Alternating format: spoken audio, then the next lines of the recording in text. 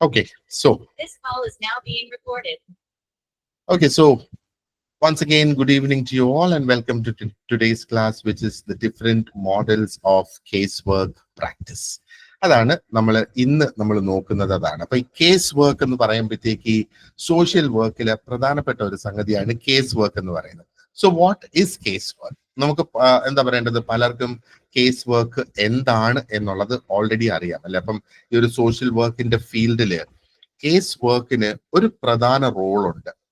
അപ്പോ ഈ ഒരു കേസ് വർക്കിന്റെ ഒരു ഡിഫറൻസ് എന്ന് പറയുന്നത്, ഇന്നലെ നമ്മൾ ഡിസ്കസ് ചെയ്തത് എന്താ പറയേണ്ടത്, സോഷ്യൽ വർക്ക് അഡ്മിനിസ്ട്രേഷൻ ആണ്. അപ്പൊ ഇവിടെ നമ്മൾ ഈ കേസ് വർക്ക് എന്ന് പറയുമ്പോഴത്തേക്ക് ഇൻഡിവിജ്വൽസിന്റെ യുണീക്ക് ആയിട്ട്, ഓരോ വ്യക്തികളുടെ യുണീക്ക് ആയിട്ടുള്ള നീഡ്സ് എന്താണെന്ന് മനസ്സിലാക്കി അവരെ സപ്പോർട്ട് ചെയ്ത് പോകുന്നതാണ്. പക്ഷെ അവരെ സപ്പോർട്ട് ചെയ്ത് പോകുന്നതിനും ശരിക്കും എന്താ പറയണ്ടേ, ആ ഒരു ഇന്റർവെൻഷൻ പ്രോസസ് എന്ന് പറയുന്നത് വളരെയധികം സ്ട്രക്ചേർഡ് ആയിട്ട് സയന്റിഫിക് ആയിട്ട് നടത്തുന്ന ഒന്നാണ്. ഇപ്പൊ കേസ് വർക്കിനെ നമുക്ക് വേണമെങ്കിൽ പറയാം, ആ ഒരു അപ്രോച്ചിനെ നമ്മൾ നോക്കുവാണെന്നുണ്ടെങ്കിൽ അതൊരു കോമ്പിനേഷൻ ആണ്. ആ കോമ്പിനേഷൻ എന്ന് പറയുമ്പോഴത്തേക്ക് ഒരു പ്രൊഫഷണൽ റിലേഷൻഷിപ്പ് അവിടെ മെയിൻറ്റെയിൻ ചെയ്യുന്നുണ്ട്. അപ്പൊ പ്രൊഫഷണൽ റിലേഷൻഷിപ്പ് സോഷ്യൽ വർക്കറും സോഷ്യൽ വർക്കറുടെ ആ ഒരു ക്ലയന്റുമായിട്ടുള്ള ആ ഒരു പ്രൊഫഷണൽ ആയിട്ടുള്ള ഒരു റിലേഷൻഷിപ്പ് അവിടെ മെയിൻറ്റെയിൻ ചെയ്യുന്നുണ്ട്. അതേപോലെ ഒരുപാട് തരം മെത്തേഡ്സ് അതിനകത്ത് യൂസ് ചെയ്യുന്നുണ്ട്. അപ്പൊ ഈ മെത്തേഡ്സ് ഒക്കെ എന്തിനാണ് ഉപയോഗിക്കുന്നത് എന്താ പറയണ്ടേ, ഇത് ഈ എന്താ പറയാ, ആ ഒരു പ്രോബ്ലം അത് അസസ് ചെയ്യണം, ആ ഒരു പ്രോബ്ലത്തില് ഇന്റർവെൻഷൻ നടത്തണം. ആൻഡ് കേസ് വർക്കിന്റെ കാര്യത്തിൽ പ്രത്യേകം നമ്മൾ നോക്കുവാണെന്നുണ്ടെങ്കിൽ ഓരോ ഇൻഡിവിജ്വൽസിനെയും എംപവർ ചെയ്യുക എന്നുള്ള ആ ഒരു കോൺസെപ്റ്റും കൂടി ഇതിനകത്ത് വരുന്നുണ്ട് കേസ് വർക്ക് നമ്മൾ നോക്കുമ്പോൾ. അപ്പൊ എന്താണ് ഈ എംപവറിങ് ഓഫ് ദ ഇൻഡിവിജ്വൽ എന്ന് പറയുന്നത്? ഞാനൊരു എക്സാമ്പിൾ പറയാം. എംപവറിങ് എന്ന് പറയുമ്പോഴത്തേക്ക് ഇപ്പൊ നമ്മളൊന്ന് ആലോചിച്ച് നോക്കുക, ഒരു വ്യക്തി, ആ ഒരു വ്യക്തിക്ക് അഡിക്ഷൻ പ്രോബ്ലം ഉള്ള ഒരു വ്യക്തി എന്ന് നമ്മൾ വിചാരിക്കുക. ആ ഒരു അഡിക്ഷൻ പ്രോബ്ലം ഉള്ള ഒരു വ്യക്തിയെ അഡിക്ഷനിൽ നിന്ന് മാറ്റാൻ വേണ്ടിയിട്ട് ഇന്റർവെൻഷൻ നടത്തുന്നു. ഇനി എംപവറിങ് എന്താണ്? എംപവറിങ് എന്ന് പറഞ്ഞാൽ ആ വ്യക്തിക്ക് ഒരു വിൽ പവർ ഉണ്ടാക്കി കൊടുക്കുകയാണ്. തിരിച്ച് ആ ഒരു പ്രശ്നത്തിലേക്ക് പോകില്ല. ആ ഒരു പ്രശ്നത്തിലേക്ക് പോകാൻ പോകുന്ന ഒരു സാഹചര്യം വരുമ്പോ ആ വ്യക്തിയുടെ വിൽ പവർ ഉപയോഗിച്ച്, അല്ലെങ്കിൽ ആ വ്യക്തി മനസ്സിലാക്കിയിട്ടുള്ള കാര്യങ്ങൾ ഉപയോഗിച്ച് ആ വ്യക്തിക്ക് അതിൽ നിന്ന് പിന്മാറാനായിട്ട് സാധിക്കണം. അതാണ് എംപവറിങ് എന്ന് പറയുന്നത്. അപ്പൊ അതുകൊണ്ട് തന്നെ ഈ സോഷ്യൽ കേസ് വർക്കിന്റെ പ്രാക്ടീസ് എന്ന് പറയുന്നത് നമ്മൾ നോക്കുകയാണെങ്കിൽ ഒരു ഇൻഡിവിജ്വലിന്റെ വേർത്ത്, ജന്മന ഒരു മനുഷ്യന് എന്താണ് ഒരു ഒരു ഒരു വേർത്ത്, ആ മനുഷ്യനുള്ള ഒരു ഡിഗ്നിറ്റി, ആ മനുഷ്യന് അല്ലെങ്കിൽ ആ ഒരു വ്യക്തിക്ക് ഒരു പോസിറ്റീവ് ആയിട്ടുള്ള ചേഞ്ച് വരുത്താനുള്ള ആ ഒരു പൊട്ടൻഷ്യൽ അല്ലെങ്കിൽ ഒരു സാധ്യത എന്നുള്ളത്. അപ്പൊ ഇൻഡിവിജ്വൽ നീഡ്സ് അസസ് ചെയ്യുക, അതിനു വേണ്ടിയിട്ട് പല തരത്തിലുള്ള മോഡൽസ് നമുക്ക് ഇവിടെ ഉണ്ട് എന്നുള്ളതാണ്. അതിനകത്ത് പ്രധാനമായിട്ട് നമ്മുടെ സിലബസ് അനുസരിച്ച് നമുക്ക് നോക്കാനുള്ള മോഡൽസ് നോക്കിയാല്, ഒന്ന് we have the psycho dynamic model. ഇപ്പൊ സൈക്കോ ഡൈനാമിക് മോഡൽ എന്ന് പറയുമ്പോഴത്തേക്ക് ഇത് സിഗ്മണ്ട് ഫ്രോയിഡിന്റെ സൈക്കോ അനലിറ്റിക് തിയറിനെ ബേസ് ചെയ്താണ് ഈ ഒരു സൈക്കോ ഡൈനാമിക് മോഡൽ ശരിക്കും വരുന്നത്. അപ്പൊ ഇതിനകത്ത് അൺകോൺഷ്യസ് ആയിട്ടുള്ള മോട്ടിവേഷൻസ്, അബോധ മനസ്സിലുള്ള ആ ഒരു മോട്ടിവേഷൻസ് ഇവിടെ വരുന്നുണ്ട്. അതുമായിട്ട് ബന്ധപ്പെട്ട് തന്നെ കുട്ടിക്കാലത്തുള്ള എക്സ്പീരിയൻസസ് അല്ലെങ്കിൽ ആ ഒരു ചൈൽഡ്ഹുഡ് എക്സ്പീരിയൻസസിന് ഇവിടെ പ്രാധാന്യം വരുന്നുണ്ട്. ആൻഡ് ഒരു വ്യക്തിയുടെ മനസ്സിൽ ആ വ്യക്തിക്കുണ്ടാകുന്ന ഇന്റേണൽ ആയിട്ടുള്ള കോൺഫ്ലിക്ട്സ് ഇവിടെ എടുക്കുന്നുണ്ട്. അപ്പോ ഇത്രയും കാര്യങ്ങളാണ്, അതായത് എൻ്റെ അബോധ മനസ്സിലുള്ള എൻ്റെ മോട്ടിവേഷൻസ്, എൻ്റെ കുട്ടിക്കാലത്തുള്ള എക്സ്പീരിയൻസസ് ആൻഡ് എൻ്റെ മനസ്സിലുള്ള ഇന്റേണൽ കോൺഫ്ലിക്റ്റ്. ഇതാണോ ശരി, അതാണോ ശരി, ഇതാണോ ഞാൻ ചെയ്യേണ്ടത്, അതാണോ ഞാൻ ചെയ്യേണ്ടത് എന്നുള്ള എൻ്റെ മനസ്സിലുള്ള ആ ഒരു ഇന്റേണൽ കോൺഫ്ലിക്റ്റ് ഒക്കെ എല്ലാം കൂടെ ചേർന്നാണ് എൻ്റെ നിലവിലുള്ള ആ ഒരു ബിഹേവിയറിനെ തിട്ടപ്പെടുത്തിയിരിക്കുന്നത്. അപ്പൊ ഈ ഒരു ടെക്നിക്കിനകത്ത് അല്ലെങ്കിൽ ഈ ഒരു ഒരു ഒരു ഒരു സൈക്കോഡൈനാമിക് മോഡലിൽ നമ്മൾ നോക്കുവാണെന്നുണ്ടെങ്കിൽ ഒത്തിരിയധികം techniques like free association, interpretation, ഇങ്ങനെയുള്ള ടെക്നിക്സ് സോഷ്യൽ വർക്കേഴ്സ് ഉപയോഗിക്കുന്നുണ്ട് അവരുടെ ക്ലയൻസിനെ മനസ്സിലാക്കി കൊടുക്കുന്നതിന്. അപ്പോ ഇവിടെ ക്ലയൻസിന് ആ ഒരു ഒരു ഒരു ബോധം അവരുടെ ഉള്ളിൽ കൊണ്ടുവരികയാണ്. അവര് സ്വയമേ അവര് തീരുമാനിക്കണം, ഇതാണ് തെറ്റ്, ഇതാണ് ശരി, അപ്പൊ ഞാൻ ഈ ഡയറക്ഷനിലേക്ക് പോകണം എന്നുള്ളത്. ആ ഒരു ഡയറക്ഷനിലേക്ക് കൊണ്ടുപോകുന്നതാണ് സൈക്കോ ഡൈനാമിക് മോഡൽ എന്ന് പറയുന്നത്. ആൻഡ് ബിഹേവിയറൽ മോഡൽ എന്ന് പറയുന്നത് അത് ശരിക്കും PF സ്കിന്നർ, അതേപോലെ തന്നെ ഇവൻ പാവ്ലോവ് അല്ലെങ്കിൽ ഐവൻ പാവ്ലോവ്, ഇവരൊക്കെയാണ് ഇതിന്റെ പിന്നിൽ പ്രവർത്തിച്ചിരിക്കുന്ന വ്യക്തികൾ. ഈ ഒരു ബിഹേവിയറൽ മോഡൽ എന്ന് നമ്മൾ പറയുമ്പോഴത്തേക്ക് അതിന്റെ ആ ഒരു പ്രധാന ഫോക്കസ് എന്ന് പറയുന്നത് നമുക്ക് ഒബ്സർവ് ചെയ്യാൻ കഴിയുന്ന ബിഹേവിയേഴ്സിന് എന്ന് പറഞ്ഞാൽ ഒരു വ്യക്തിയുടെ പെരുമാറ്റങ്ങൾ നമുക്ക് എന്തൊക്കെ കണ്ട് മനസ്സിലാക്കാം എന്നുള്ളത്. ആൻഡ് ഇവിടെ കണ്ടീഷനിങ്ങിന്റെ കുറെ ടെക്നിക്സ് ഇതിനകത്ത് വരും.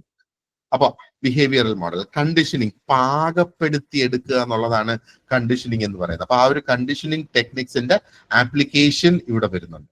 അപ്പൊ ഈ ഒരു അപ്രോച്ച് നമ്മൾ ബിഹേവിയറൽ മോഡലിൽ ആ ഒരു അപ്രോച്ച് എടുക്കുകയാണെന്നുണ്ടെങ്കിൽ അവിടെ റീഇൻഫോഴ്സ്മെന്റ് വരുന്നുണ്ട്, ഊട്ടി ഉറപ്പിക്കുക, അതാണ് റീഇൻഫോഴ്സ്മെന്റ്. പണിഷ്മെന്റ് വരുന്നുണ്ട്. പണിഷ്മെന്റ് എന്താണെന്നുള്ളത് നമുക്കറിയാം അല്ലെ. ആൻഡ് എന്താ പറയേണ്ടത്, ഡീസെൻസിറ്റൈസേഷൻ. ഡീസെൻസിറ്റൈസേഷൻ ചെയ്യുക, എന്താ പറയേണ്ടത്, അത് ഒത്തിരി അധികം സെൻസിറ്റീവ് എന്നുള്ളത് ആ ഒരു സിറ്റുവേഷനിൽ നിന്ന് മാറ്റി യു ആർ ഡീസെൻസിറ്റൈസിങ് ഇറ്റ്. എന്തിനാണ് ആ ഒരു ഡീസെൻസിറ്റൈസേഷൻ ചെയ്യുന്നത്? ആ ഒരു ബിഹേവിയർ മോഡിഫൈ ചെയ്ത് കൊണ്ടുവരുന്നത്. എന്താ, ആ ഒരു മാൽ അഡാപ്റ്റീവ് ആയിട്ടുള്ള ബിഹേവിയേഴ്സ്, അതായത് മോശമായിട്ടുള്ള ബിഹേവിയേഴ്സിനെ മോഡിഫൈ ചെയ്ത് നല്ലതാക്കി കൊണ്ടുവരുന്നു. സ്പെസിഫിക്കലി നമ്മൾ നോക്കുകയാണെങ്കിൽ ഈ ഒരു ബിഹേവിയറൽ മോഡൽ ഒത്തിരി അധികം ഫോബിയാസിന് ഉപയോഗിക്കാം. ഫോബിയ എന്ന് പറയുന്ന ഭയങ്ങളാണ്. അഡിക്ഷൻ മാറ്റുന്നതിന് വേണ്ടിയിട്ട് നമുക്ക് ഉപയോഗിക്കാം. മറ്റ് ബിഹേവിയർ റിലേറ്റഡ് ആയിട്ടുള്ള ഇഷ്യൂസിനും ഇത് പ്രയോജനപ്പെട്ട് വരും. ഓക്കെ, അടുത്തത് വരുന്നത് സൈക്കോ സോഷ്യൽ മോഡലാണ്.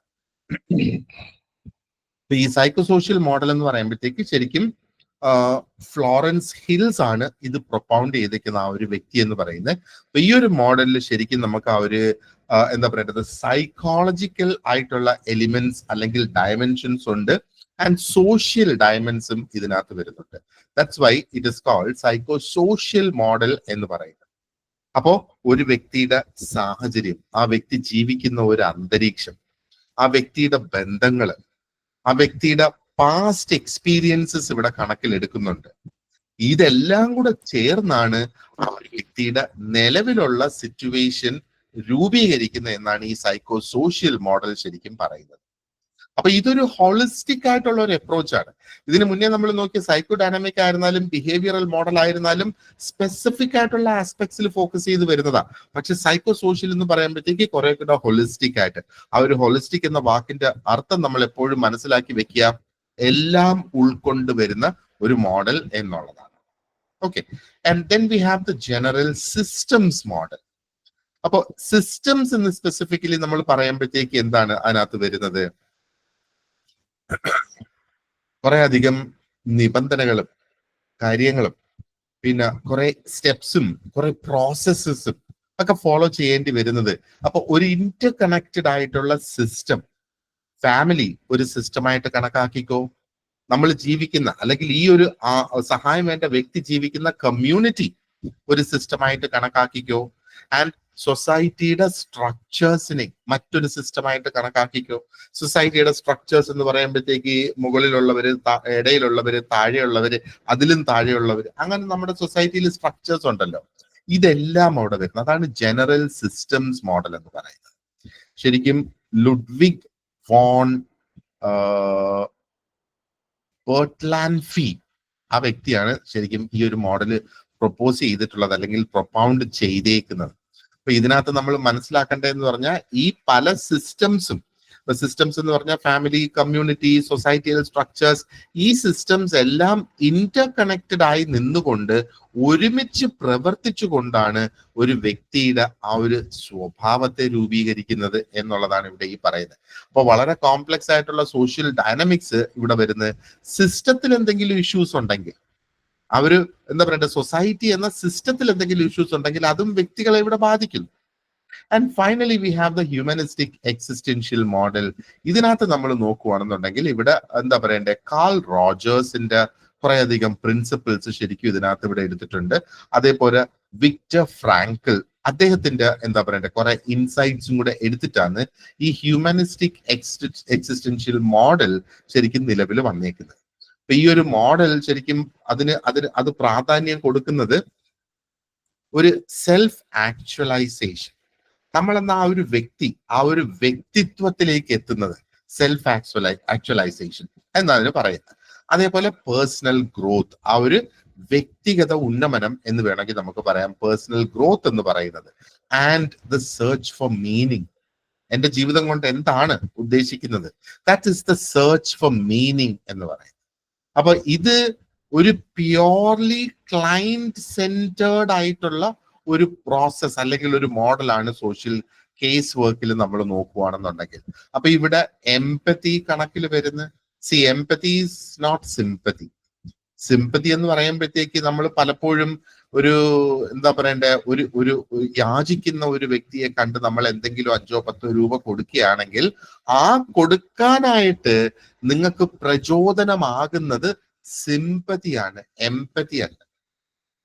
ഇനി നേരെ മറിച്ച് ആ ഒരു വ്യക്തി ഒരു യാചകരാകാനുള്ള കാരണം കണ്ടെത്തി ആ ഒരു വ്യക്തിയെ ആ ഒരു യാചിക്കുന്നതിൽ നിന്ന് മാറ്റി ഒരു നല്ല ജീവിതത്തിലേക്ക്, യാചനയില്ലാത്ത ഒരു ജീവിതത്തിലേക്ക് കൊണ്ടുവരാനായിട്ട് നമ്മൾ ശ്രമിക്കുന്നതിന് വേണ്ടിയിട്ട്, അല്ലെങ്കിൽ ആ ഒരു രീതിയിൽ നമ്മൾ ചിന്തിക്കുകയാണെങ്കിൽ, ആ ഒരു വ്യക്തിയുടെ പ്രശ്നങ്ങളെ നമ്മുടെ പ്രശ്നം പോലെ കരുതി നമ്മൾ അതിനെ പരിഹരിക്കാൻ ശ്രമിക്കുകയാണെങ്കിൽ അതാണ് എംപതി എന്ന് പറയുന്നത്. അപ്പൊ എംപതിയും സിമ്പതിയും ആയിട്ടുള്ള ആ ഒരു ഡിഫറൻസ് ഇവിടെ കണ്ടില്ലേ. അപ്പൊ സിമ്പതി എന്ന് പറയുമ്പോഴത്തേക്ക് കഷ്ടം തോന്നുന്നു, ഒരു 10 രൂപ നമുക്ക് കൊടുത്തേക്കാം, അല്ലെ ഒരു 50 രൂപ നമുക്ക് കൊടുത്തേക്കാം, അത് അങ്ങനെ പോകും അല്ലെ. അപ്പൊ ഇംഗ്ലീഷിൽ ഒരു ചൊല്ലുണ്ട്, you teach a man, you give a man fish, you feed him for a day. You teach a man to fish, you feed him for a life. അതാണ് ഈ എംപതിയും സിമ്പതി ആയിട്ടുള്ള ഡിഫറൻസ് നമുക്ക് നോക്കാം. അപ്പോ ഈ ഫിഷ് എന്നുള്ളത് ആ ഒരു പഴയ പുരാണത്തിൽ നിന്ന് വരുന്ന കഥകളാണെന്ന് വിചാരിച്ചോളൂ.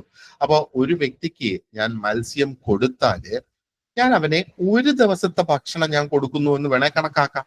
പക്ഷേ അവനെ മത്സ്യം പിടിക്കാൻ ഞാൻ പഠിപ്പിച്ചാലോ അവനെ ഒരു ജീവിതകാലം മുഴുവനും അവനെ ഭക്ഷിക്കാനുള്ള ഒരു മാർഗത്തിലേക്ക് ഞാൻ അവനെ കൊണ്ടുപോവുകയാണ്. ഈ ഒരു ഡിഫറൻസ് നമ്മൾ നോക്കിയാൽ മതി. സിമ്പതി കൊണ്ട് ഞാൻ അവന് ഒരു ദിവസത്തെ ഭക്ഷണം കൊടുക്കുന്നു, എംപതി കൊണ്ട് ഞാൻ അവന്റെ ജീവിതകാലം നിലനിൽക്കാനായിട്ട് ഞാൻ അവനെ പഠിപ്പിക്കുന്നു എന്നുള്ളത്. അപ്പോ സെൽഫ് ആക്ച്വലൈസേഷൻ ഇവിടെ വരുന്നു അല്ലേ, അതേപോലെ തന്നെ പേഴ്സണൽ ഗ്രോത്ത് ഇവിടെ വരുന്നു, ആൻഡ് സെർച്ച് ഫോർ മീനിങ്, നമ്മുടെ ജീവിതത്തിൽ ആ ഒരു മീനിങ്ങിലേക്ക് ഇവിടെ വരുന്നു. ക്ലയന്റ് ഫോക്കസ്ഡ് ആണ്, ക്ലയന്റ് സെന്റേർഡ് ആണെന്ന് ഞാൻ പറഞ്ഞു, എംപതിയിൽ ഫോക്കസ്ഡ് ആണെന്ന് പറഞ്ഞ്, അതേ അൺകണ്ടീഷണൽ ആയിട്ടുള്ള പോസിറ്റീവ് റിഗാർഡ് ഇവിടെയുണ്ട്. അൺകണ്ടീഷണൽ വിച്ച് മീൻസ് ഞാൻ തിരിച്ചൊന്നും പ്രതീക്ഷിക്കുന്നില്ല, തിരിച്ചൊന്നും പ്രതീക്ഷിക്കാതെ ഒരു പോസിറ്റീവായിട്ടുള്ള ഒരു മാർഗത്തിലേക്ക് തന്നെ ഞാൻ അങ്ങ് പോവുകയാണ് എന്നുള്ളത്. And authenticity to foster a supportive environment എന്നാണ് പറയുന്നത്. അപ്പോ ഒരു സത്യസന്ധമായിട്ടുള്ള ഒരു സപ്പോർട്ടീവ് എൻവയൺമെന്റ് ഞാൻ അവിടെ ഫോസ്റ്റർ ചെയ്ത് കൊണ്ടുവരിക. ഹ്യൂമാനിസ്റ്റിക് എക്സിസ്റ്റൻഷ്യൽ മോഡൽ, മനസ്സിലായില്ലേ? അപ്പൊ ഞാൻ അങ്ങനെ സത്യസന്ധമായ രീതിയിൽ ഞാൻ അവിടെ പ്രവർത്തിക്കാനായിട്ട് തുടങ്ങുമ്പോഴത്തേക്ക് എന്റെ ഉള്ളിൽ തട്ടി, ഞാൻ എന്റെ ഒരു പ്രൊഫഷൻ ആയിട്ടോ ഒന്നുമല്ല ഞാനത് ചെയ്യുന്നത്, പക്ഷെ എന്റെ ഉള്ളിൽ തട്ടി ഞാൻ അതിലേക്ക് ഞാൻ ഇറങ്ങി തിരിക്കുമ്പോഴത്തേക്ക് എന്താ പറയേണ്ടത്, അതിന് ആ ഒരു മനുഷ്യത്വപരമായ ഒരു സാഹചര്യം ഞാൻ അവിടെ സൃഷ്ടിച്ചെടുക്കുന്നു എന്നുള്ളതാണ് നമ്മൾ ഇതിൽ നിന്ന് ശരിക്കും മനസ്സിലാക്കേണ്ടത്. ഓക്കെ, സോ ഇത്രയാണ് നമ്മുടെ ആ ഒരു ഡിഫറെന്റ് കോൺസെപ്റ്റ്സിന്റെ ഒരു കുഞ്ഞ് ഇൻട്രൊഡക്ഷൻ എന്നുള്ളത്. അപ്പൊ ഈ ഓരോ കോൺസെപ്റ്റ്സിലേക്ക് നമുക്ക് എത്തിച്ചേരുന്നതിനും, അല്ലെങ്കിൽ ഓരോ കോൺസെപ്റ്റ്സും നമുക്ക് ഡിസ്കസ് ചെയ്യുന്നതിന്, അല്ലെങ്കിൽ ഓരോ കോൺസെപ്റ്റ്സും ഡിഫറെന്റ് ആണ് എന്ന് വേണമെങ്കിൽ നമുക്ക് പറയാം. So let's quickly identify what these things are. ആദ്യം നമുക്ക് ആ ഒരു സൈക്കോ ഡൈനാമിക് മോഡലിലേക്ക് നമുക്കൊന്ന് നോക്കാം. എന്താണ് ഈ സൈക്കോ ഡൈനാമിക് മോഡൽ എന്നുള്ളത്? ഇത് പ്രൊപ്പൗണ്ട് ചെയ്തത് സിഗ്മണ്ട് ഫ്രോയിഡ് ആണ്. അദ്ദേഹം തന്നെയാണ് ശരിക്കും ഈ ഒരു മോഡൽ പ്രൊപ്പോസ് ചെയ്തത്. അപ്പൊ ഇതിന്റെ പ്രധാന കോൺസെപ്റ്റ് എന്താണ്? ഞാൻ ഇതൊന്ന് വായിക്കാം. Based on Freud's psycho analytic theory. Psycho analytic theory നമ്മൾ ഓൾറെഡി ഒന്ന് അറിഞ്ഞിരിക്കുന്നതിൽ നന്നതാണ് ഈ ഒരു psycho dynamic model of case വർക്കിലേക്ക് എത്തുന്നതിന്. അപ്പൊ സൈക്കോ ഡൈനാമിക് തിയറി എന്താണ് അത് പറയുന്നത്? That unconscious motivations, childhood experiences and repressed memories, this influence current behavior. And അതിന്റെ കോർ കോൺസെപ്റ്റിന്റെ ഭാഗമായിട്ട് focuses on resolving internal conflicts through insight oriented therapy.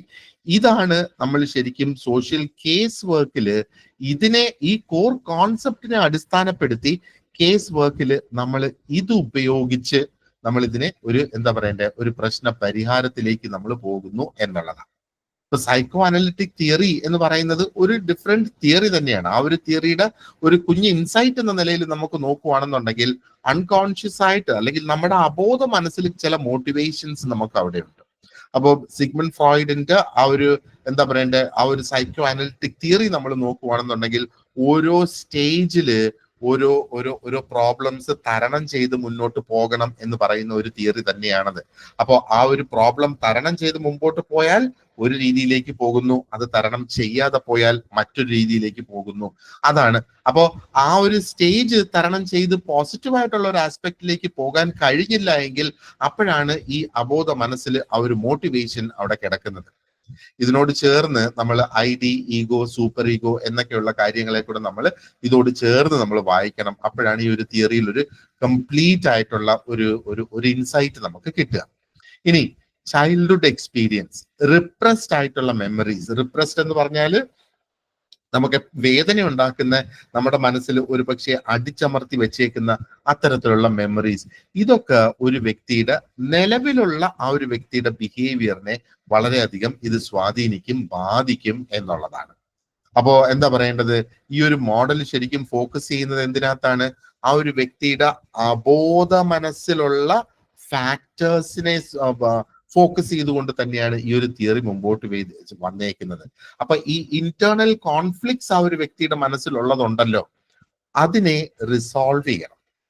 അപ്പോ അത് സോൾവ്ഡ് ആയി പോകേണ്ട ഒരു സമയം കുട്ടിക്കാലത്ത് ഉണ്ടായിരുന്നു. പക്ഷെ കുട്ടിക്കാലത്ത് അത് സോൾവ് ചെയ്യാൻ പറ്റിയില്ല. അതുകൊണ്ട് അതാണ് റിസോൾവ്ഡ് ആയിട്ട് ഇപ്പോഴും അത് അവിടെ കിടക്കുന്നത്. അപ്പൊ ഇനിയിപ്പോ ചെയ്യേണ്ടത് എന്താണ്? അത് സോൾവ് ചെയ്യാനായിട്ട് സോഷ്യൽ കേസ് വർക്കില് തെറാപ്പിസ്റ്റ് അല്ലെങ്കിൽ ആ സോഷ്യൽ കേസ് വർക്കർ ആ ഒരു വ്യക്തിയെ അത് സോൾവ് ചെയ്യുന്നതിന് വേണ്ടിയിട്ട് സഹായിക്കുക. അതാണ് ആ ഒരു ഇൻസൈറ്റ് ഓറിയന്റഡ് തെറാപ്പി എന്ന് പറയുന്നത്. ഓക്കെ, ഒരു എക്സാമ്പിൾ നമ്മൾ നോക്കിയേ. ഒരു ക്ലയന്റ് ഒത്തിരി അധികം ആങ്സൈറ്റി എക്സ്പീരിയൻസ് ചെയ്യുന്ന, അല്ലെങ്കിൽ ആ ഒരു ആങ്സൈറ്റി എന്ന് പറയുമ്പോഴത്തേക്ക് ഒരു ആകാംക്ഷ എന്ന് നമുക്ക് പറയാൻ പറ്റുമോ? അതിനേക്കാളും കുറച്ചും കൂടെ സ്ട്രോങ് ആയിട്ടുള്ള ഒരു വേർഡ് നമുക്ക് വേണം ആങ്സൈറ്റിക്ക്. അപ്പോ ഈ ഒരു വ്യക്തി എന്ന് പറയുമ്പോഴത്തേക്ക് he will undergo free association. അപ്പൊ ഫ്രീ അസോസിയേഷൻ അണ്ടർഗോ ചെയ്യും എന്ന് പറയുമ്പോഴത്തേക്ക് അവര് എന്താ പറയണ്ടേ, അവരുടെ ചിന്തകളെ അവര് പുറത്ത് പറയും, ഒരു തരത്തിലുള്ള സെൻസർഷിപ്പും ഇല്ലാതെ. ഇപ്പം ഞാൻ എൻ്റെ മനസ്സിലുള്ള തോട്ട്സ് ഞാൻ നിങ്ങളോട് പറയുമ്പം എനിക്ക് പറയേണ്ടതായിട്ടുള്ളതുണ്ട്, ഞാൻ പറഞ്ഞുകൂടാത്തതുണ്ട്. അപ്പൊ ഞാൻ പറഞ്ഞുകൂടാത്തത് പോലും ഞാൻ അവിടെ അടക്കി വെക്കുന്നില്ല, പകരം ഞാനത് പറയുകയാണ്. പക്ഷെ ഞാനിത് പറയേണ്ടി വരുന്നത് ആരെടുത്താ? ആ ഒരു സോഷ്യൽ കേസ് വർക്കറുടെ അടുത്താണ് ഞാനിത് പറയുന്നത് എങ്കിൽ ആ ഒരു കേസ് വർക്കർ അപ്പോഴവിടെ കൃത്യമായിട്ട് കേൾക്കണം ഞാൻ എന്താണ് ഈ പറയുന്നതെന്നുള്ളത്. എന്നിട്ട് എൻ്റെ ജീവിതത്തിലുള്ള പാറ്റേൺസ് ആ ഒരു വ്യക്തി ഐഡന്റിഫൈ ചെയ്യണം. എൻ്റെ ഈ ഒരു അൺകോൺഷ്യസ്, എൻ്റെ അബോധ മനസ്സിൽ കിടക്കുന്ന ആ കോൺഫ്ലിക്ട്സ് എന്താണെന്നുള്ളത് മനസ്സിലാക്കി അത് വീണ്ടും വീണ്ടും സംഭവിക്കുന്ന സാഹചര്യങ്ങൾ എന്താണെന്നുള്ളത് ആ ഒരു വ്യക്തി മനസ്സിലാക്കണം. അപ്പൊ സോഷ്യൽ കേസ് വർക്കർ ഇതിനെ ഇവിടെ ഇന്റർപ്രറ്റ് ചെയ്തെടുക്കുകയാണ്. സൈക്കോഡൈനാമിക് എന്താ പറയേണ്ടത്, സൈക്കോ അനലിറ്റിക് തിയറിയെ നമ്മൾ സോഷ്യൽ കേസ് വർക്കിലേക്ക് കൊണ്ടുവരുന്ന ഒരു കോൺസെപ്റ്റ് ആണ് ശരിക്കും ഇവിടെ ഈ കാണുന്നത്. അപ്പോ എന്താ പറയേണ്ടത്, അതിനെ ഇന്റർപ്രറ്റ് ചെയ്തെടുക്കുമ്പോഴത്തേക്ക് ആ ഒരു സോഷ്യൽ കേസ് വർക്കർക്ക് മനസ്സിലാകും എന്താ ആ ഒരു ക്ലയന്റിനെ എന്തൊക്കെ തരത്തിലുള്ള അൺകോൺഷ്യസ് ആയിട്ടുള്ള ഫാക്ടേഴ്സ് ആണ് ഇപ്പോ ആ വ്യക്തിയിൽ ഈ ഒരു ഉത്കണ്ഠ അല്ലെങ്കിൽ ഒരു ആകാംക്ഷ ഒക്കെ ഉണ്ടാക്കുന്നതെന്നുള്ളത്. ഇനി നമ്മുടെ ഒരു എക്സാം പോയിന്റ് ഓഫ് വ്യൂവിൽ നമ്മൾ നോക്കുകയാണെന്നുണ്ടെങ്കിൽ ഈ ഒരു സൈക്കോഡൈനാമിക് മോഡലിന്റെ കീ ആസ്പെക്ട്സ് എന്താണ്, അല്ലെങ്കിൽ അതിന്റെ കീ എലിമെന്റ്സ് എന്താണെന്ന് നമ്മൾ മനസ്സിലാക്കുക. നമ്മളിപ്പോ നേരെ മറിച്ച് ഒരു എന്താ പറയണ്ടേ, ഒരു ഡിസ്ക്രിപ്റ്റീവ് ആയിട്ടുള്ള ഒരു എക്സാമിന് അപ്പിയർ ചെയ്യാൻ പോകുന്ന ഒരു വ്യക്തിയാണെങ്കിൽ നമ്മൾ ആ ഒരു തിയറി കംപ്ലീറ്റ് ആയിട്ട് പഠിച്ചിരിക്കണം. ഇവിടെ നമ്മൾ അതിന്റെ കീ എലിമെന്റ്സ് മാത്രം നമ്മൾ അറിഞ്ഞിരുന്നാൽ മതി. അതിനെ ബേസ് ചെയ്തായിരിക്കും നമുക്ക് ചോദ്യങ്ങൾ വരാനായിട്ട് പോവുക. ഓക്കെ, അപ്പോ ഇതിനകത്ത് ഒരു കീ എലിമെന്റ് എന്ന് പറയുന്നത് അൺകോൺഷ്യസ് മൈൻഡ് എന്നുള്ളതാണ്. അപ്പൊ ഇതിനകത്ത് പറയുന്നത് എന്താ? Holds repressed thoughts, memories and desires outside of conscious awareness that still affect behavior. നമുക്ക് കുട്ടിക്കാലത്ത് നമുക്ക് പല പ്രശ്നങ്ങളും നമ്മുടെ മൈൻഡിൽ ഉണ്ടാകാം. അപ്പൊ ഈ പ്രശ്നങ്ങൾ ചിലപ്പോൾ നമ്മൾ തരണം ചെയ്ത് മുമ്പോട്ട് വന്നവരാകാം. ഇല്ലെങ്കിൽ നമ്മള് ജീവിതം മുമ്പോട്ട് പോകുന്നതനുസരിച്ച് ആ പ്രശ്നങ്ങളൊക്കെ നമ്മളങ്ങ് മറന്ന്, പക്ഷെ നമ്മുടെ അബോധ മനസ്സിൽ അത് അവിടെ കിടക്കുന്നു. അപ്പൊ ഫ്രോയിഡ് ശരിക്കും വിശ്വസിച്ചിരുന്നത് ഈ അബോധ മനസ്സ് അല്ലെങ്കിൽ അൺകോൺഷ്യസ് മൈൻഡ് എന്ന് പറയുന്നത് അത് ഈ ചിന്തകളെ, അതായത് നമുക്ക് വേദന ഉണ്ടാക്കിയിട്ടുള്ള തരത്തിലുള്ള ഈ ചിന്തകളെ അത് അവിടെ പിടിച്ചു വയ്ക്കും എന്നുള്ളതാണ്. അതേപോലെയുള്ള മെമ്മറീസിനെ അത് നിലനിർത്തും എന്നുള്ളതാണ്. And desires outside of the conscious awareness. അപ്പൊ കോൺഷ്യസ് ആയിട്ട് എനിക്ക് ആ ഒരു അവയർനെസ് ഉണ്ട്. എന്റെ ബോധ മനസ്സിൽ എനിക്കിപ്പോ പറയുന്നത് എന്താണ്? ഓക്കെ, വിശന്നാൽ ഞാൻ വല്ലതും വാങ്ങി കഴിക്കണം, അല്ലാതെ മോഷ്ടിച്ച് കഴിക്കുകയല്ല വേണ്ടത് എന്നുള്ളത് എന്റെ ബോധ മനസ്സ് ഇപ്പൊ എനിക്ക് പറഞ്ഞു തരുന്നു. പക്ഷേ എന്റെ അബോധ മനസ്സിൽ അതവിടെ കിടക്കുന്ന, വിശന്നാൽ ഞാൻ കാശുണ്ടോ ഇല്ലയോ എന്നൊന്നും നോക്കാൻ പാടില്ല, ആരുടേതായിരുന്നാലും ശരി ഞാൻ എടുത്ത് തിന്നണം. ഇതാണ് ആ ഒരു ഈഗോ, ID, സൂപ്പർ ഈഗോ എന്നൊക്കെ പറയുന്ന ആ ഒരു ഡിഫറൻസ് അവിടെ വരുന്നത്. ഓക്കെ, അപ്പോ ഇതിനകത്ത് നമ്മൾ നോക്കുവാണെന്നുണ്ടെങ്കിൽ outside of the conscious awareness ഇവിടെ പറയുന്നുണ്ട്, പക്ഷെ അതിപ്പോഴും നമ്മുടെ ബിഹേവിയറിനെ സ്വാധീനിക്കുന്നു. എനിക്കറിയാം അത് തെറ്റാണ്, പക്ഷേ ഞാനത് ചെയ്യും എന്നുള്ള ആ ഒരു അവസ്ഥ, അതാണ് അൺകോൺഷ്യസ് മൈൻഡ് എന്ന് പറയുന്നത്. അപ്പൊ ഈ അൺകോൺഷ്യസ് ആയിട്ടുള്ള എലിമെന്റ്സ് പലപ്പോഴും നമുക്ക് നമ്മുടെ സ്വപ്നങ്ങളിൽ വരാം. ഇനി എന്തെങ്കിലും മറ്റു തരത്തിലുള്ള കാര്യങ്ങൾ നമുക്ക് നേടാൻ കഴിയാതെ പോയത്. ഓക്കെ, കുട്ടിക്കാലത്ത് നമുക്കൊരു സൈക്കിള് വേണമായിരുന്നു, പക്ഷെ ആ ഒരു സൈക്കിള് നമുക്ക് കിട്ടിയില്ല. പക്ഷെ ആ ഒരു സൈക്കിൾ നമുക്ക് കിട്ടുന്നതായിട്ട് നമ്മുടെ ഡ്രീംസിൽ പലപ്പോഴും വരുന്നത്, അതാണ് ആ ഒരു അൺകോൺഷ്യസ് മൈൻഡ് നമ്മളെ മാനിപ്പുലേറ്റ് ചെയ്യും എന്നുള്ളത് ഈ ഫ്രോയിഡ് പറയുന്നത്. And slips of tongue, slip of the tongue, നാവ് പിഴയ്ക്കുന്നത്, അതിനെ ശരിക്കും ഫ്രോയിഡിയൻ സ്ലിപ്സ് എന്നാണ് അവർ പേര് കൊടുത്തിട്ടുള്ളത്. അപ്പൊ ഈ സ്ലിപ്പ് ഓഫ് ദ ടങ്, നമ്മൾ ചിലപ്പം അതുദ്ദേശിച്ചായിരിക്കില്ല നമ്മളൊരു കാര്യം പറയുന്നത്, പക്ഷെ നമ്മുടെ മനസ്സിൽ അതാണ് ഇരിക്കുന്നത്. അപ്പൊ നാവിന്ന് അതങ്ങ് വീണു പോകും. അതിനൊരു എക്സാമ്പിൾ ഇപ്പം ഞാൻ ചിന്തിച്ചിട്ട് എനിക്ക് കിട്ടുന്നില്ല. പക്ഷെ പലപ്പോഴും നമ്മളിപ്പം എന്താ പറയേണ്ടത്, ആരെങ്കിലും കുറിച്ചോ, ഒരു വ്യക്തിയെ കുറിച്ചോ, അല്ലെങ്കിൽ ഒരു സംഗതിയെ കുറിച്ചോ, എന്തിനെങ്കിലും കുറിച്ച് ഒരു മോശമായ അഭിപ്രായം സ്ട്രോങ് ആയിട്ട് നമ്മുടെ മനസ്സിൽ നിലനിൽപ്പുണ്ട്. പക്ഷേ ആ നെഗറ്റീവായിട്ടുള്ള സ്ട്രോങ് അഭിപ്രായം പറയാൻ ഞാൻ തയ്യാറല്ല. ഞാൻ അതിനെക്കുറിച്ച് മയപ്പെടുത്തിയേ ഞാൻ സംസാരിക്കുന്നുള്ളൂ. പക്ഷെ സംസാരിച്ചു പോകുന്നതിനിടയില് അത് ഒരു നാവിന്റെ പിഴവ് പോലെ ആ അബോധ മനസ്സിലുള്ളത് അങ്ങ് പുറത്തേക്ക് വരുന്നു എന്നുള്ളതാണ്. അതിനെ ഫ്രോയിഡിയൻ സ്ലിപ്പ് എന്ന് പറയും. Okay, slip of the tongue ആണത്. അപ്പോ അത് എന്താ പറയേണ്ടത്, ഒരു സൈക്കോളജിക്കൽ സിംറ്റം ആണ് that there is A problem in the unconscious mind എന്നുള്ളത്. ഇനി മറ്റൊരു കീ എലിമെന്റ് ഇവിടെ നമ്മൾ നോക്കുവാണെന്നുണ്ടെങ്കിൽ, ഒന്ന് ഇവിടെ അൺകോൺഷ്യസ് മൈൻഡ്, മറ്റൊരു കീ എലിമെന്റ് എന്ന് പറയുന്നത് കുട്ടിക്കാലത്തെ ആ ഒരു എക്സ്പീരിയൻസസ് ആണ്. അപ്പോ ഫ്രോയിഡിന്റെ ഒരു പ്രധാന ആർഗ്യുമെന്റ് ഇതിനകത്ത് പറയുന്നത് ആ ഒരു ഏർലി ചൈൽഡ്ഹുഡ് എക്സ്പീരിയൻസസ്, ഏർലി ചൈൽഡ്ഹുഡിൽ ഉണ്ടാകുന്ന ആ ഒരു എക്സ്പീരിയൻസസ്, പ്രത്യേകിച്ചും ദോസ് ഇൻവോൾവിങ് ആ ഒരു പ്രൈമറി ആയിട്ടുള്ള കെയർ ഗിവേഴ്സുമായിട്ടുള്ള ബന്ധം.